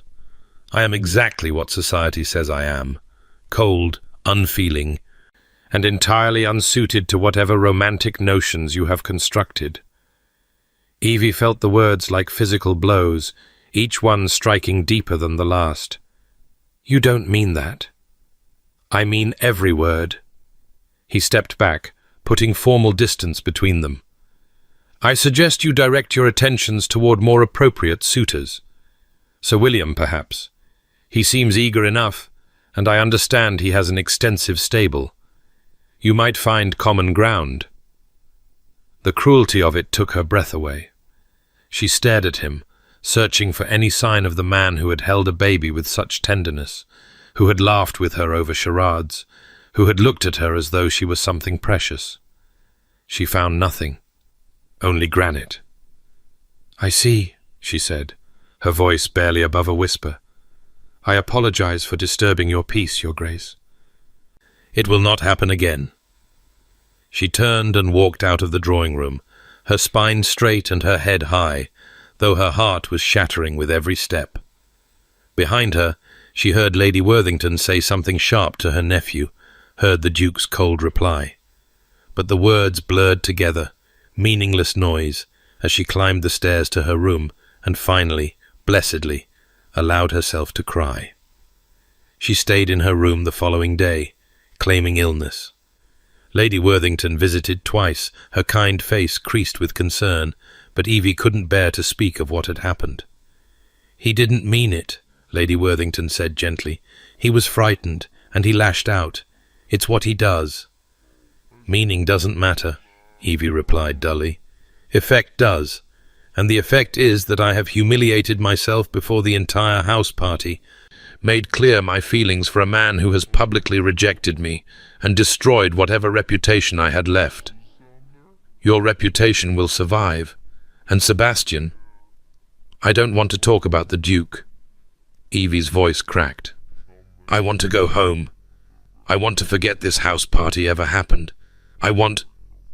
She stopped, because what she wanted was impossible. Lady Worthington left her with a promise to make arrangements.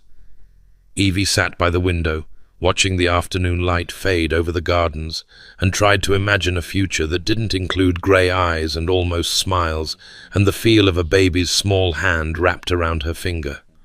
She couldn't. That evening, a knock came at her door. Evie assumed it was Lady Worthington with dinner, but when she opened it, she found her mother standing in the corridor. "Mamma?" Evie stared. "What are you doing here?" "The Baroness sent word that you were unwell."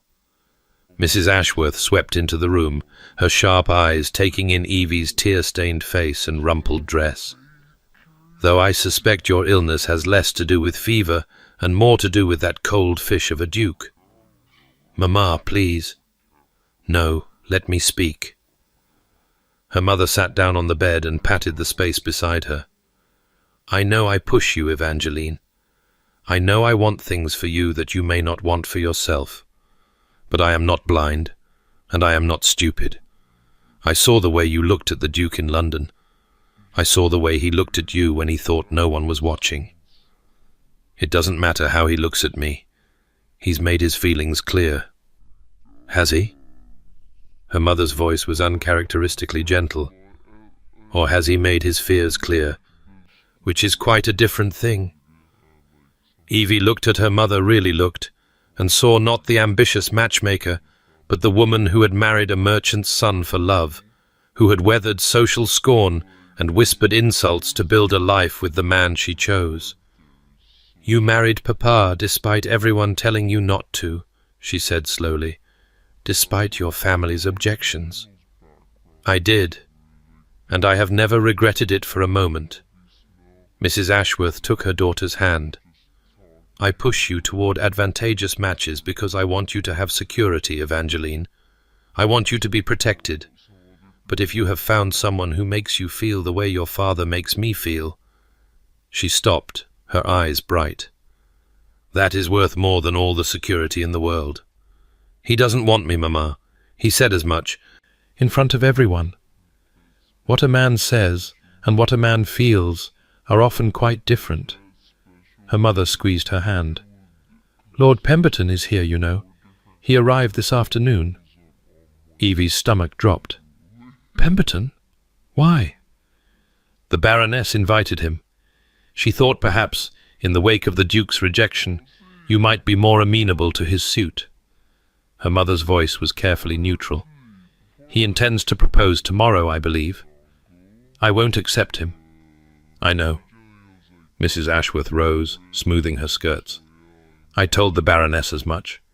I told her that my daughter has better sense than to marry a man who would bore her to death within a fortnight, whatever his fortune or title.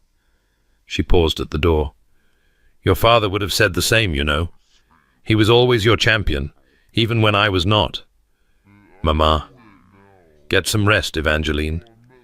Tomorrow will be difficult, but you are stronger than you know and braver than you give yourself credit for. She was gone before Evie could respond, leaving behind a silence that seemed to hum with possibility. The next morning, Evie dressed with care. She chose a gown of deep green silk that made her eyes look more golden than hazel, not to please the Duke, she told herself, but to armour herself for what was coming. She pinned her auburn hair in a style that was elegant rather than fashionable. She looked at herself in the mirror and saw, for perhaps the first time, not a merchant's daughter trying to fit into a world that didn't want her, but a woman who had value regardless of what anyone else thought. She went down to breakfast with her head high. Lord Pemberton was waiting for her in the morning room, his face arranged in an expression of solicitous concern. Miss Ashworth, I was grieved to hear of your indisposition. I trust you are feeling better? Much better, thank you. She accepted a cup of tea from a footman and sat down as far from Pemberton as the table allowed. I wonder if I might have a word with you in private after breakfast. There is a matter of some importance I wish to discuss. The proposal. Of course. Evie felt a hysterical laugh building in her throat. I'm afraid I have plans this morning, Lord Pemberton. Perhaps another time. His face stiffened with displeasure. Miss Ashworth, I really must insist. The lady said she has plans. The Duke's voice cut across the room like a blade. Evie looked up to find him standing in the doorway, his face pale beneath its granite mask. I believe she was quite clear. With respect, Your Grace, this is none of your concern. Pemberton's tone was cold. Miss Ashworth and I have an understanding. We have nothing of the sort. Evie's voice was sharper than she intended. I have never given you any indication that your suit would be welcome, Lord Pemberton. I am sorry if the Baroness misled you, but I have no intention of accepting your proposal today, or ever. A stunned silence fell over the room. Pemberton's face flushed an ugly red. I see, he said stiffly. Then I have been wasting my time. Though I confess I am curious, Miss Ashworth, if not me, then whom? The Duke? He laughed unpleasantly. Even you cannot be foolish enough to hope in that direction. His Grace has made his feelings abundantly clear. His Grace's feelings are his own concern. Evie set down her teacup with a decisive click. As are mine. Good day, Lord Pemberton. She rose and walked out of the room, her heart pounding. In the corridor she paused to catch her breath and found the Duke standing behind her. Miss Ashworth, his voice was rough. May I speak with you? Privately?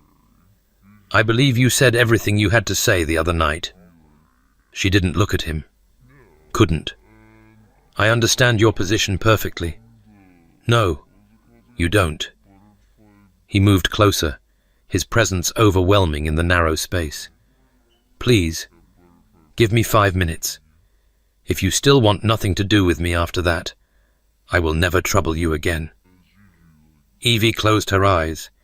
Every instinct screamed at her to refuse, to protect herself from further pain. But beneath the fear, a small, stubborn voice whispered, "What if?" 5 minutes, she said. The garden. They walked in silence through the formal gardens, past the ornamental hedges and the fountain and the rose arbor where other couples had stolen kisses. The Duke led her to a small bench in a secluded corner, sheltered from view by a trellis of climbing vines.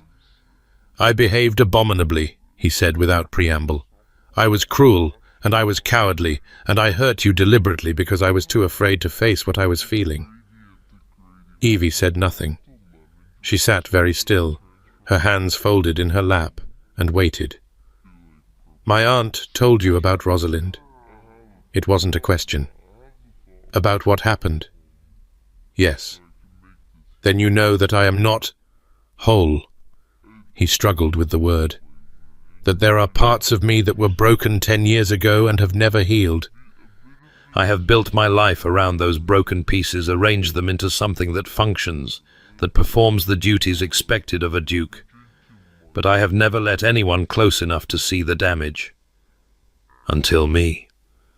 Until you." He turned to face her, and she saw that his grey eyes were bright with unshed tears. "You climbed into my carriage and refused to be intimidated. You saw through my walls as though they were made of glass. You held Thomas as though he were your own child, and you looked at me as though—" his voice cracked, "as though I were worth loving. And I couldn't bear it." "Why not?" "Because I don't believe I deserve it." The words came out raw, torn from somewhere deep inside him. "Because Rosalind loved me, or said she did, and I wasn't enough. Because I have spent 10 years convincing myself that I am cold and unfeeling, because the alternative, admitting that I feel too much, want too much, need too much, is terrifying." Evie felt tears sliding down her own cheeks.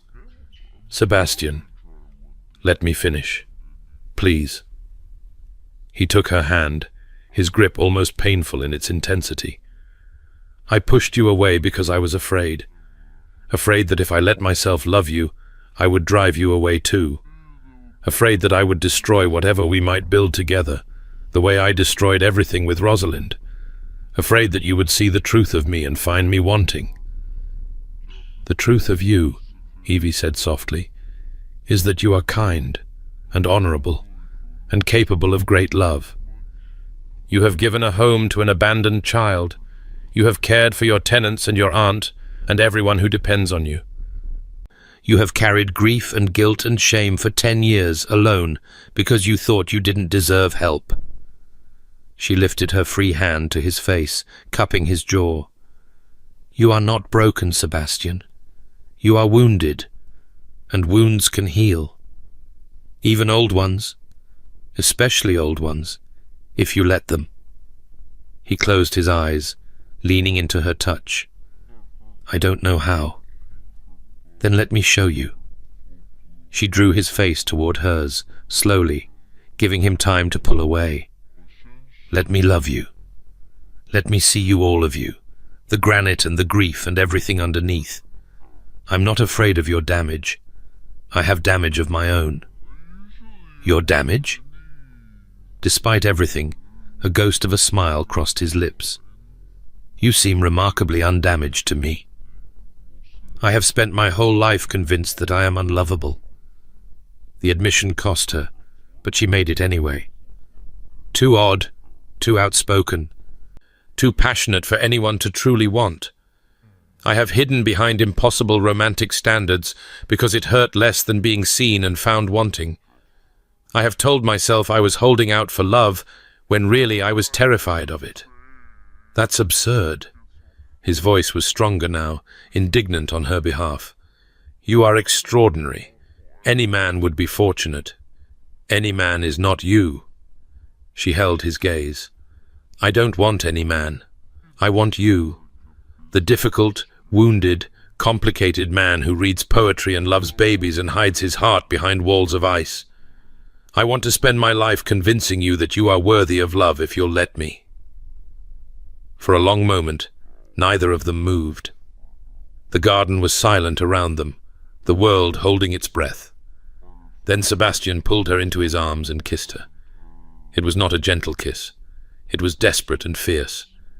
10 years of loneliness and longing poured into a single moment of connection.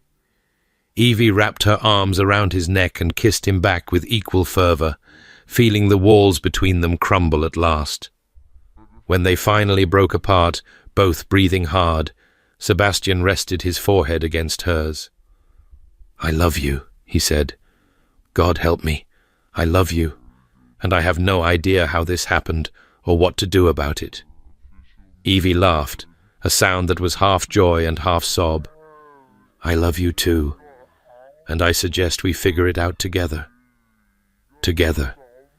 He said the word as though tasting it, testing its unfamiliar shape. "I think I could learn to like that." "You will." She kissed him again, softly this time. "I promise." They returned to the house to find Lady Worthington waiting on the terrace, her face carefully neutral until she saw their joined hands. "Finally," she said, her voice thick with satisfaction. "I was beginning to think I would have to lock you both in a closet." "That will not be necessary," Sebastian said dryly, "though I appreciate your restraint." "Yes, well." Lady Worthington dabbed at her eyes with a handkerchief. "I am too old for closet locking. Now, I assume you will want to speak to Miss Ashworth's parents." Evie felt a flutter of nerves. "Mamma is here, but Papa is arriving this afternoon." Her mother appeared in the doorway, her expression a complicated mixture of triumph and tears. "I sent word last night. I told him that his daughter had finally found a man worthy of her, and he should come at once to give his blessing." Sebastian stiffened slightly. "You were very confident of the outcome, Mrs. Ashworth." "I was confident of my daughter." Her mother moved forward and took both of Evie's hands. "I knew she would not give up on you, Your Grace. She has never been one to take the easy path." The rest of the day passed in a blur of congratulations and arrangements. Evie's father arrived as promised, his weathered face breaking into a smile when he saw his daughter's happiness. He shook the Duke's hand with genuine warmth. "I have heard much about you, Your Grace. Not all of it complimentary." He held Sebastian's gaze. "But I have also heard how you conducted yourself when my daughter needed help. That tells me more than any society gossip." "I will spend my life trying to be worthy of her, sir," Sebastian said quietly. "I cannot promise I will always succeed. But I can promise I will always try. That's all any of us can do." Marcus Ashworth clapped him on the shoulder. "Welcome to the family, son." That evening, as the sun set over Thornfield's gardens, Evie and Sebastian walked together along the paths they had travelled separately so many times before. "This is really happening," Evie said wonderingly. "After everything, the wrong carriage, the misunderstandings, the way you pushed me away, we're actually here." "We are." Sebastian stopped walking and turned to face her. "Though I feel I should warn you, I am not an easy man. I will retreat behind my walls sometimes. I will say cold things when I am frightened. I will frustrate you and infuriate you and make you wonder why you ever thought this was a good idea. I know." She smiled up at him. "And I will argue with you and push too hard and refuse to let you shut me out. I will read scandalous books and express unfashionable opinions and embarrass you at society events. I look forward to it." He kissed her forehead. "Truly, I have spent so long being proper and cold and correct. I think I would like to be embarrassed occasionally. Careful what you wish for, Your Grace. I know exactly what I'm wishing for." He pulled her close, his arms wrapping around her as though he would never let go. "You, for the rest of my life, whatever that brings." Evie rested her head against his chest, listening to the steady beat of his heart. "What about Thomas? What about him? You said you hadn't decided what to do with him, whether to place him with another family or—" She trailed off, suddenly uncertain. "Or keep him." Sebastian was quiet for a moment. "Would you, if I asked you, would you want that? to raise him with me, to make him ours. Evie's heart swelled with a joy she could barely contain. I would want nothing more. Then it's decided. His voice was rough with emotion. Thomas will be our son, our heir, the first of many children, I hope, though I confess I am getting rather ahead of myself. Are you proposing, Your Grace?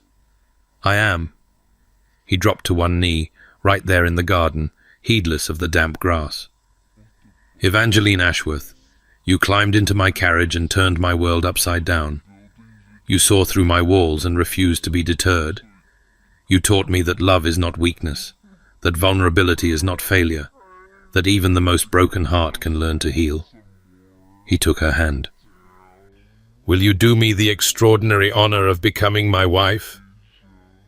Evie looked down at him, this complicated, wounded, wonderful man, and felt the last of her own walls crumble. Yes, she said. 1,000 times, yes. He rose and kissed her, and the setting sun painted them both in gold. The news spread through the house party like wildfire. By dinner, everyone knew that the Granite Duke had proposed to the merchant's daughter, and opinions varied widely on the wisdom of the match. Sir William was heard to mutter about unsuitable connections and the decline of proper standards. Lady Forsyth smiled tightly and offered congratulations that didn't reach her eyes. But the Baron and Baroness were delighted. Lady Worthington was tearfully triumphant, and Evie's parents glowed with pride. I knew it would happen, the Baroness declared over dessert.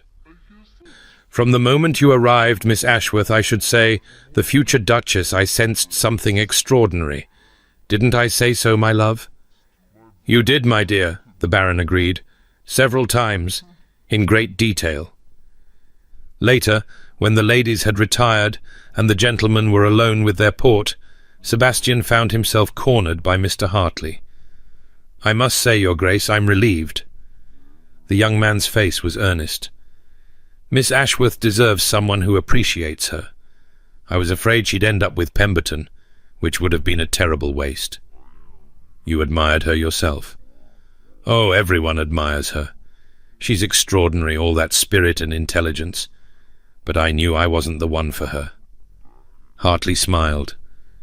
She needed someone who would challenge her, not simply worship from afar. I think you'll do nicely. Thank you, Sebastian said dryly. Your confidence is overwhelming. But as he rejoined Evie in the drawing room, as she turned to him with that smile that transformed his world, he thought that perhaps Hartley was right. They challenged each other. They argued and debated and pushed each other to be better. And beneath all of it was a connection so profound that Sebastian could hardly remember what his life had been like before he met her. Empty, he thought. My life was empty. Not any more. 3 days later, the house party ended and the guests dispersed to their various destinations. Evie and her parents returned to London to begin preparations for the wedding. Sebastian went back to Ashworth Hall to see Thomas and begin making arrangements of his own. But he did not stay long. The very next week, he appeared at the Ashworth townhouse with a special license in his pocket and a question on his lips. I know we planned to wait until autumn, he said, standing in Mr. Ashworth's study with uncharacteristic nervousness. But I find I cannot bear 3 more months of separation. I want to begin our life together now.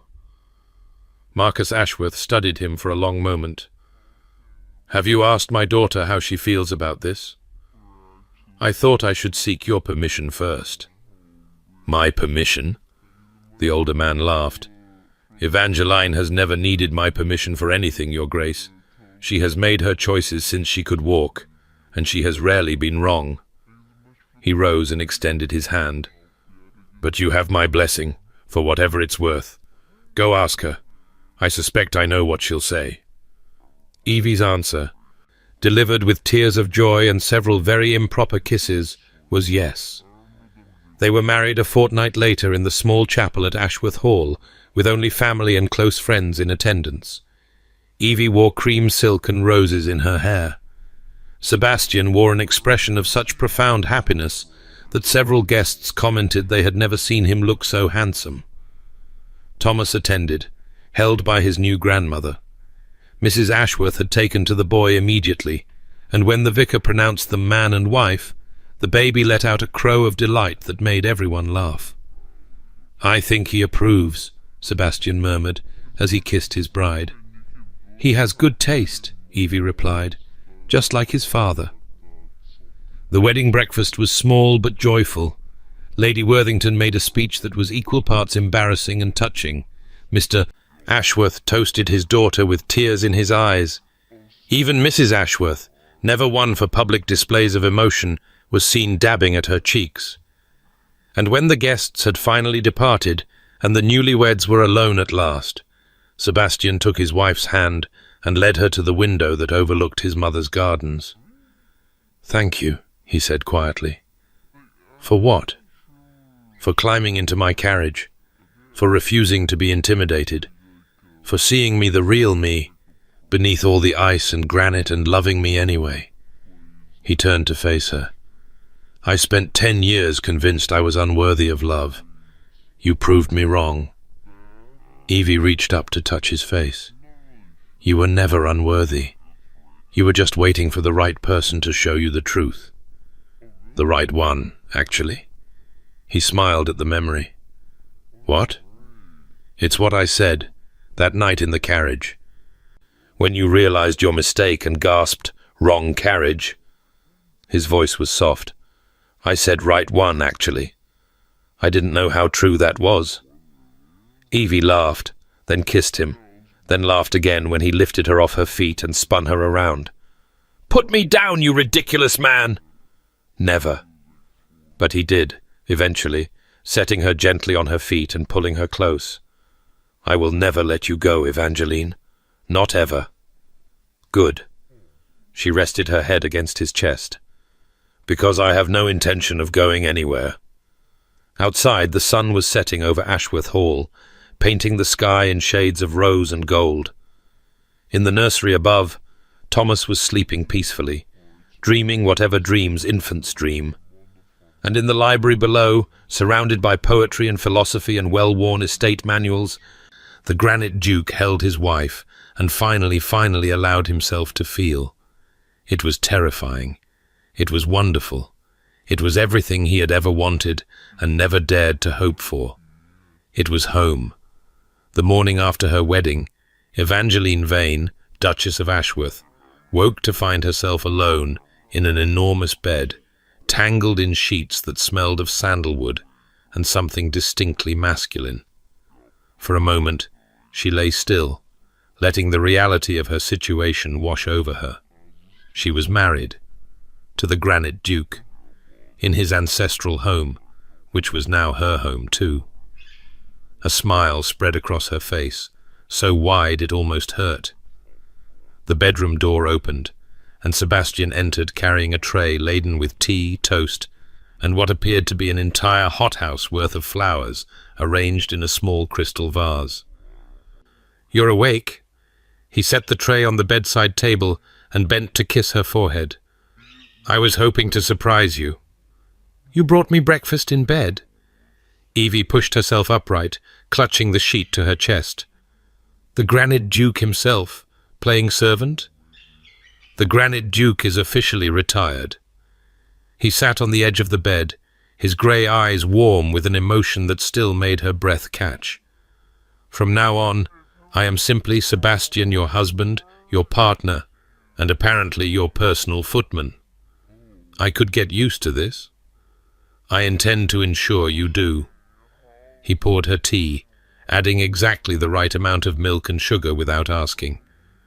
"I have been awake for hours, making plans." "Plans?" "For Thomas, for us, for the future."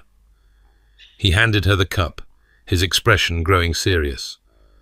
"I want to adopt him formally, give him my name, make him my legal heir, but I wanted to discuss it with you first."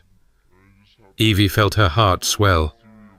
"Sebastian, I told you before I want this. I want him to be ours." "I know, but it's different now that we're married. The reality of it. He ran a hand through his hair, a nervous gesture she was coming to recognize. If we adopt Thomas, society will know he's not our natural child. There will be gossip, speculation. Some will assume the worst, that he's my illegitimate son, that I've tricked you into legitimizing my byblow. Let them assume. Evie set down her tea and took his hand. I don't care what society thinks. I care about that little boy upstairs, who deserves a family that loves him. I care about you, and the kind of father you'll be. Everything else is just noise. Sebastian's grip tightened on her fingers. You are remarkable. Do you know that? So I've been told. She grinned at him. Now finish telling me your plans. You said you'd been awake for hours. Surely there's more. There was more. Much more. Sebastian had been thinking about improvements to the tenant cottages, about establishing a school for the estate children, about converting one of the unused wings into a proper nursery suite for Thomas and any future siblings. He spoke with an enthusiasm Evie had never heard from him before, his eyes bright with possibility instead of shuttered with reserve. And I thought, he concluded, that you might want to help with the gardens. My mother's designs are beautiful, but they're 30 years old now. Perhaps it's time for something new, something that reflects the new Duchess of Ashworth. You want me to redesign your mother's gardens? Evie stared at him. Sebastian, I couldn't possibly. You could. You have an excellent eye and strong opinions and absolutely no fear of doing things differently. He smiled. Besides, I think my mother would have approved. She was not one for stagnation. She would have wanted her gardens to grow and change, just like everything else. Evie felt tears prick at her eyes. That is the loveliest thing anyone has ever said to me. Then I shall have to try harder. He leaned in and kissed her, soft and sweet. I have a lifetime to come up with lovelier things. They spent the morning in bed, talking and planning, and occasionally doing other things that made Evie blush to remember. It was nearly noon before they finally emerged, hand in hand, to begin their first full day as husband and wife. The household staff, assembled in the entrance hall to greet their new mistress, seemed uncertain how to react to the Duke's transformation. Mrs. Crawford, the nursemaid, kept casting nervous glances at Sebastian, as though expecting the granite Duke to resurface at any moment. The butler, a stately man named Pembroke, maintained his professional composure, but could not entirely hide his surprise when Sebastian smiled at him. Your Grace, Pembroke said, bowing to Evie. Welcome to Ashworth Hall. The staff is at your disposal. Thank you, Pembroke.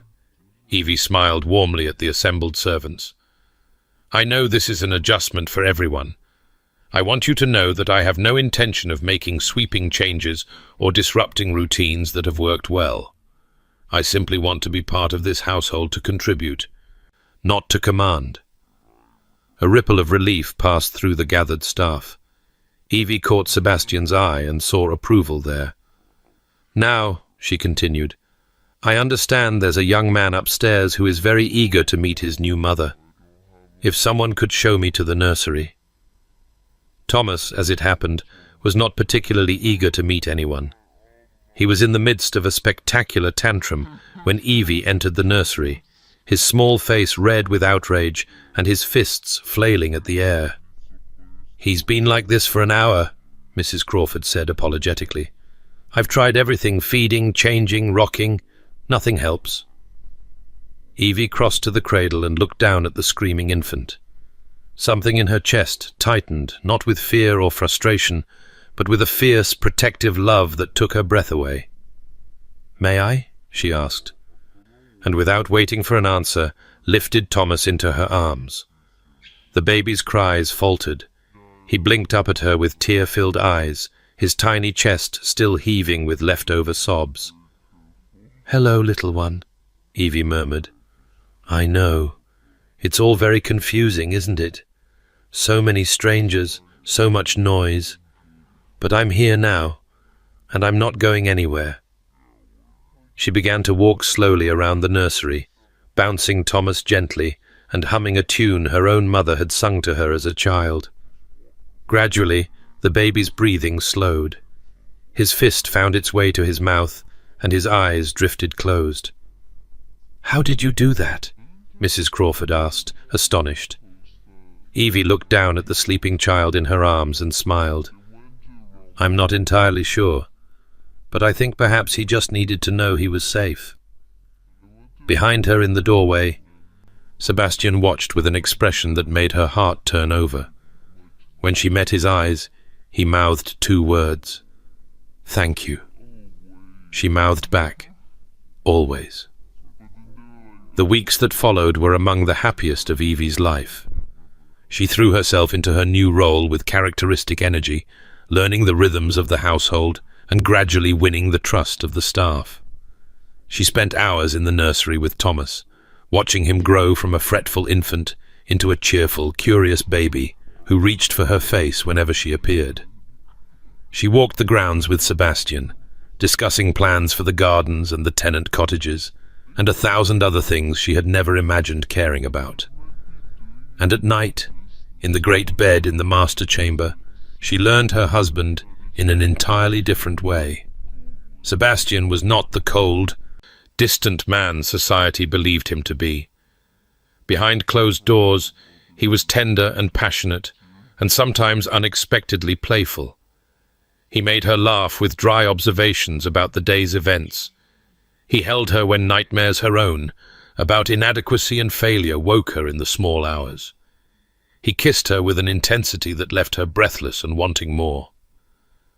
"I didn't know it could be like this," she confessed one night, lying in his arms as moonlight spilled through the windows.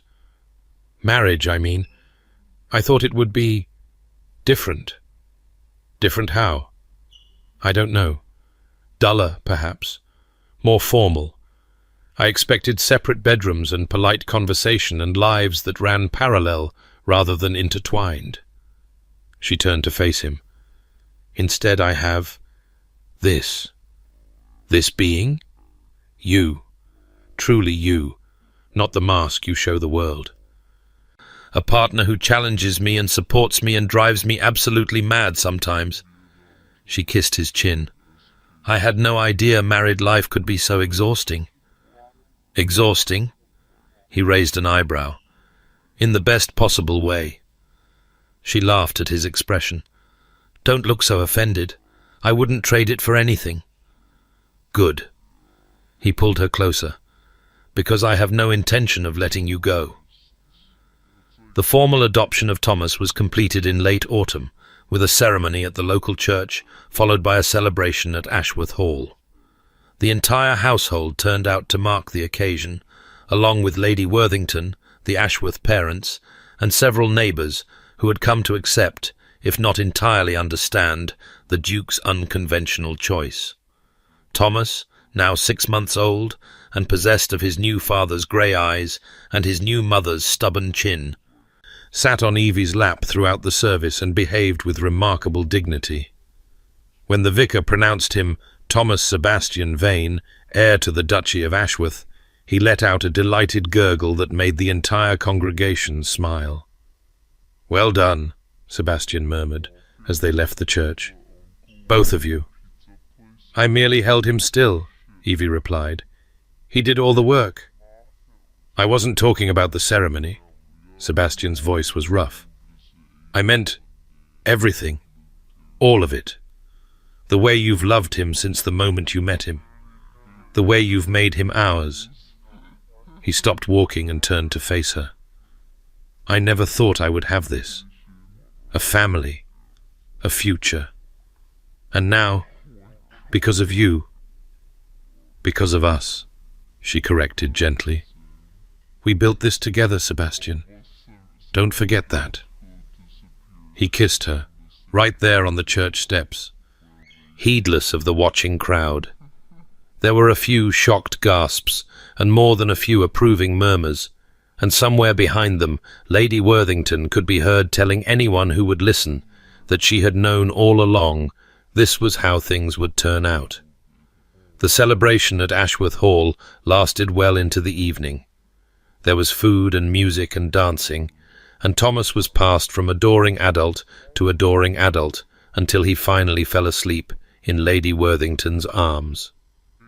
"He's perfect," the older woman declared, gazing down at the baby. "Absolutely perfect. And so are you two. I have never seen Sebastian so happy." "He has reason to be happy," Evie said, "for the first time in a very long time." "Thanks to you." Lady Worthington's eyes were bright. "You saved him, you know. From himself, from his ghosts, from the cold prison he had built around his heart. I will never be able to thank you enough." Evie shook her head. "I didn't save him. I just showed him another way. The saving he did himself." Later, when the guests had finally departed and the household had settled into sleepy quiet, Evie found Sebastian in the library, standing at the window and looking out at the moonlit gardens. "It's really ours now," she said, joining him. "This life, this family." "It is." He wrapped an arm around her shoulders. "Sometimes I still can't quite believe it. I spent so many years convinced I would die alone, unloved, unmourned. And now you have me." She leaned into him. "And Thomas. And quite possibly another, if my suspicions are correct." Sebastian went very still. "Your suspicions?" Evie felt her cheeks warm. "It's too early to be certain, but I hope we might have given Thomas a sibling." The sound Sebastian made was somewhere between a laugh and a sob. He turned and gathered her into his arms, holding her so tightly she could barely breathe. "Evie," he whispered. "My Evie." "Is that a positive response?" "It's the most positive response I have ever given to anything in my life." He drew back to look at her, his grey eyes shining. "A child. Our child. I didn't think I never dared to hope. Well, start hoping." She kissed him. "Because this is only the beginning." Winter settled over Ashworth Hall like a soft white blanket, transforming the gardens into a wonderland of frost and snow. Evie's suspicions proved correct. The new year brought confirmation that she was indeed expecting, and the household buzzed with excited preparations for the coming arrival. Thomas, now crawling with determination and babbling in a language only he understood, seemed to sense that changes were coming. He clung to Evie more than usual, as though worried she might disappear, and refused to go to sleep unless Sebastian sat beside his cradle and sang badly, but with great feeling the lullabies he had learned from his own mother. "You're spoiling him," Lady Worthington observed during one of her frequent visits. "He'll be utterly impossible by the time he can walk." "Good," Sebastian replied. "A future duke should be a little impossible. It builds character." Spring came, and with it the final stages of Evie's pregnancy. She was enormous and uncomfortable and prone to crying at the slightest provocation, but she had never been happier. Sebastian fussed over her constantly, driving the household to distraction with his demands for extra pillows, particular foods, specific temperatures in every room. "He turned down a meeting with the Prime Minister," Evie told Lady Worthington, half exasperated and half touched, "because he didn't want to be away from me for 3 days. That doesn't sound like Sebastian at all." "It sounds exactly like Sebastian, the real Sebastian." Evie smiled. "He just never let anyone see him before." The baby arrived on a warm May evening, announcing her presence with a lusty cry that echoed through the halls of Ashworth Hall. Rose Elizabeth Vane had her father's dark hair and her mother's hazel eyes, and from the moment she was placed in Sebastian's arms, she had him wrapped completely around her tiny finger. "She's beautiful," he breathed, tears streaming down his face. "Evie, she's beautiful. She takes after her father. She takes after her mother." He bent to kiss Evie's damp forehead. "Thank you. Thank you for this." for everything. Thomas, brought in by Mrs. Crawford to meet his new sister, studied the baby with solemn curiosity before reaching out one small hand to pat her cheek. "Gentle," Evie reminded him. "Be gentle with Rose." "Rose," Thomas repeated his first clear word, and the room dissolved into tearful laughter. 2 years later, they welcomed Catherine Katie, as she was immediately nicknamed a sunny-tempered child who seemed to find everything in life amusing. 3 years after that came William, a serious little boy who followed his older brother everywhere and worshipped him absolutely. Through it all, Sebastian remained the devoted husband and father he had become, shedding more of his granite exterior with each passing year. He played with his children in the gardens, read them stories at bedtime, and attended every significant moment of their young lives with a presence and attention that astonished everyone who had known him before. "The Granite Duke is well and truly dead," Lady Worthington declared at Rose's 5th birthday party, watching Sebastian chase a squealing Katie across the lawn while Thomas attempted to teach William how to catch a ball. "I never thought I would see the day." "He was never really granite," Evie said, bouncing the newest addition to the family baby James, just 3 months old, on her hip. "He was just frozen, waiting for someone to thaw him out. And you were the someone. I was the someone who refused to take no for an answer." Evie smiled at her husband, who had abandoned the chase in favor of lying on the grass while all 4 older children piled on top of him. "Stubbornness has its advantages," Lady Worthington laughed. "Indeed it does." She reached out to touch James's soft cheek. 5 children. I never imagined Sebastian would have 5 children. Neither did he. Evie watched as Rose extricated herself from the pile and ran toward her, dark hair flying. "But he's risen to the challenge." "Mama!" Rose threw herself into Evie's arms, or rather, into the space beside James, since her mother's arms were full. "Papa says we can have cake now. Can we have cake? Katie's been waiting and waiting, and she says she'll die if she doesn't have cake soon." "Katie will not die," Evie assured her. "But yes, we can have cake now." The party continued until evening, filled with cake and games and the joyful chaos of a house full of children.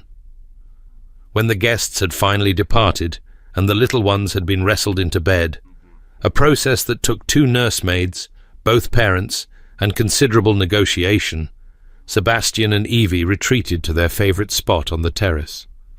5 children, Sebastian said, echoing his aunt's earlier observation. "I still can't quite believe it." 6, if you count the one on the way. He turned to stare at her. "The one on the Evie. Are you serious?" "Completely." She laughed at his expression. "Don't look so shocked. We have been married for 8 years, and you are a very attentive husband. But 5, 6, how will we—" He stopped, took a breath, and pulled her into his arms. "Another baby. Another miracle." "You really must stop calling them miracles," Evie murmured against his chest. "It's simply biology." "It's not biology that made me love you, or you love me, or any of this." He gestured at the house behind them, the gardens below, the life they had built together. "It's something else, something I don't have words for. Fate, perhaps? I don't believe in fate. Then grace." She looked up at him. "Unearned and unexpected, and more than either of us deserved." Sebastian was silent for a long moment, his grey eyes warm now, always warm for her searching her face. "I do believe in grace," he said finally. "I didn't used to, but how else can I explain you? A woman who climbed into my carriage by accident and refused to leave my heart. Perhaps it wasn't an accident." Evie smiled. "Perhaps the universe knew exactly what it was doing. Right carriage after all? Right carriage, right man, right life." She rose on her tiptoes to kiss him. Everything right. 8 years after that first fateful night, on a golden autumn afternoon, Evangeline stood on the terrace of Ashworth Hall and watched her family. Thomas, at 17, had grown into a thoughtful, serious young man who bore his responsibilities as heir with grace and dignity. He was deep in conversation with his father, their dark heads bent together over some document estate business, probably, though it might have been philosophy. They had become remarkably close over the years, Sebastian mentoring his adopted son with patience and pride. Rose, 12 now, and already showing signs of her mother's spirit, was attempting to teach 11-year-old Katie a complicated dance step. Katie, who preferred books to balls, kept getting the footwork wrong and dissolving into giggles. 9-year-old William watched them with quiet amusement, scratching behind the ears of the ancient hound that had attached itself to him since puppyhood. And James, 6 years old and wild as the wind, was racing across the lawn with his younger sisters, 5-year-old Margaret and 3-year-old Eleanor.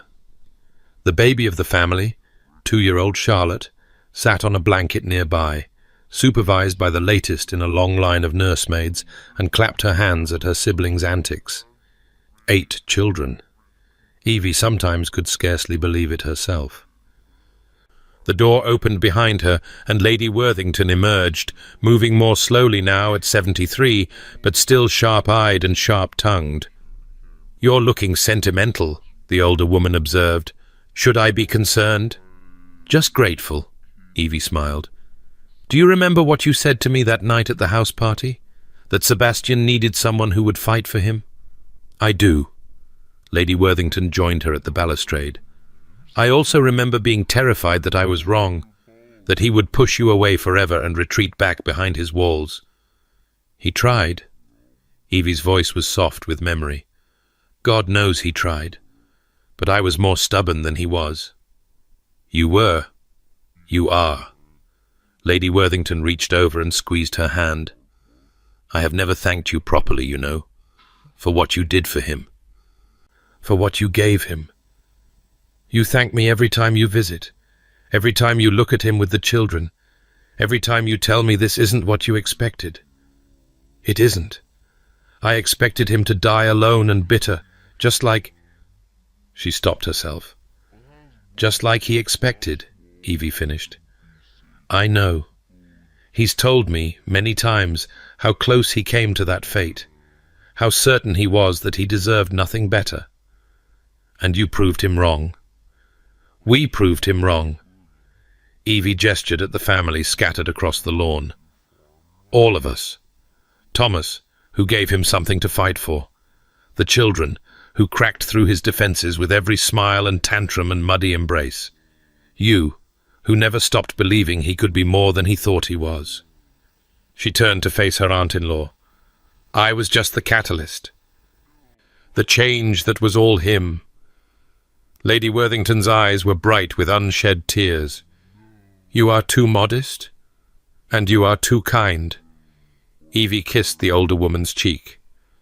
"Now, I believe there is cake waiting inside. Shall we gather the troops?" The gathering of troops, as it turned out, was a military operation requiring all available adults. James had to be extracted from a tree he had somehow climbed. Margaret had found a frog and refused to relinquish it. Charlotte had fallen asleep on her blanket and woke up screaming when the nursemaid tried to move her. But eventually they were all assembled in the great hall, all 10 of them, plus Lady Worthington, plus an assortment of dogs, cats, and in Margaret's case, one irritated frog for the celebration of Sebastian's 48th birthday. "Speech," Katie demanded, banging her spoon on the table. "Papa must make a speech." "I am not making a speech," Sebastian said firmly. "I hate speeches." "You make speeches in Parliament all the time," Rose pointed out. "Those are different. Those are about legislation and policy and other boring things. This is my birthday, and I refuse to be boring on my birthday." "You're never boring, Papa," Thomas said quietly, and something passed between father and son that made Evie's heart swell. Nevertheless, Sebastian rose, and the table fell silent. I suppose I must say something, if only to prevent Katie from demolishing the furniture. "Hear, hear!" Katie cheered, brandishing her spoon. "Very well." Sebastian looked around the table at his children, his aunt, his wife. 48 years ago, I was born into a great family with a great name and great expectations. I spent the first 22 years of my life trying to meet those expectations, and the next 10 convincing myself I had failed. I was cold. I was hard. I was, as society so charmingly put it, made of granite. Eleanor, too young to understand the solemnity of the moment, blew a raspberry. Everyone laughed. And then, Sebastian continued, his eyes finding Evie's, a woman climbed into my carriage by accident, and everything changed. "Wrong carriage!" James shouted gleefully. "Mama got in the wrong carriage!" She did, and when I told her it was the right one, I had no idea how true that was. Sebastian's voice roughened. "Your mother taught me that vulnerability is not weakness, that love is not a trap, that the walls I had built around my heart were not protecting me, they were suffocating me." He reached out and took Evie's hand. "She taught me that I was worthy of love, and then she proved it, every day, for the past 16 years. Evie felt tears sliding down her cheeks. Around the table, she saw similar reactions, Lady Worthington openly weeping, Rose dabbing at her eyes, even Thomas blinking rapidly. "So my birthday wish," Sebastian concluded, "is simply this. More. More years with my wife. More moments with my children. More of this life that I never expected and will never take for granted." He raised his glass. "To family." "To family!" the children chorused, raising their own glasses of lemonade. After cake and chaos and the eventual bedtime struggles, Evie and Sebastian walked out into the autumn evening. The stars were appearing one by one, the same stars that had shone down on them that first night, in a different carriage, in a different life. "Do you remember," Evie asked, "what you said to me when I climbed into your carriage?" "Right one, actually," Sebastian smiled. "I've never forgotten. I was so frightened. Of you, of the situation, of everything." She leaned into his warmth. "I had no idea I was running toward my whole future." "Neither did I." He wrapped his arm around her. "I thought I was running away. From the ball, from society, from everything that expected me to be something I couldn't be. Instead, I found..." "What?" "Everything." He turned her to face him. "You, the children, this life, home." Evie reached up to touch his face, the same sharp planes, softened now by years and love. "Happy?" "Completely." He kissed her, soft and sweet. "Are you?" "Completely." She meant it. In the wrong carriage, on the wrong night, with the wrong man, or so she had thought Evangeline Ashworth had found everything right. A husband who saw her, truly saw her, and loved what he saw. Children who filled their home with chaos and joy. A life that was nothing like she had planned, and everything she had dreamed. The Granite Duke was gone.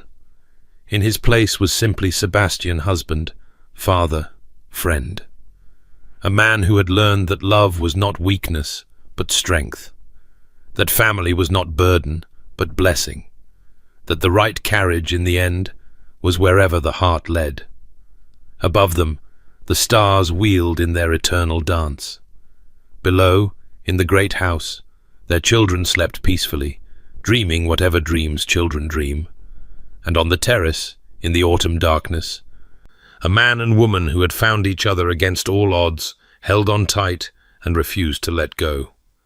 This was their life, their love, their happy ending, and it was only the beginning.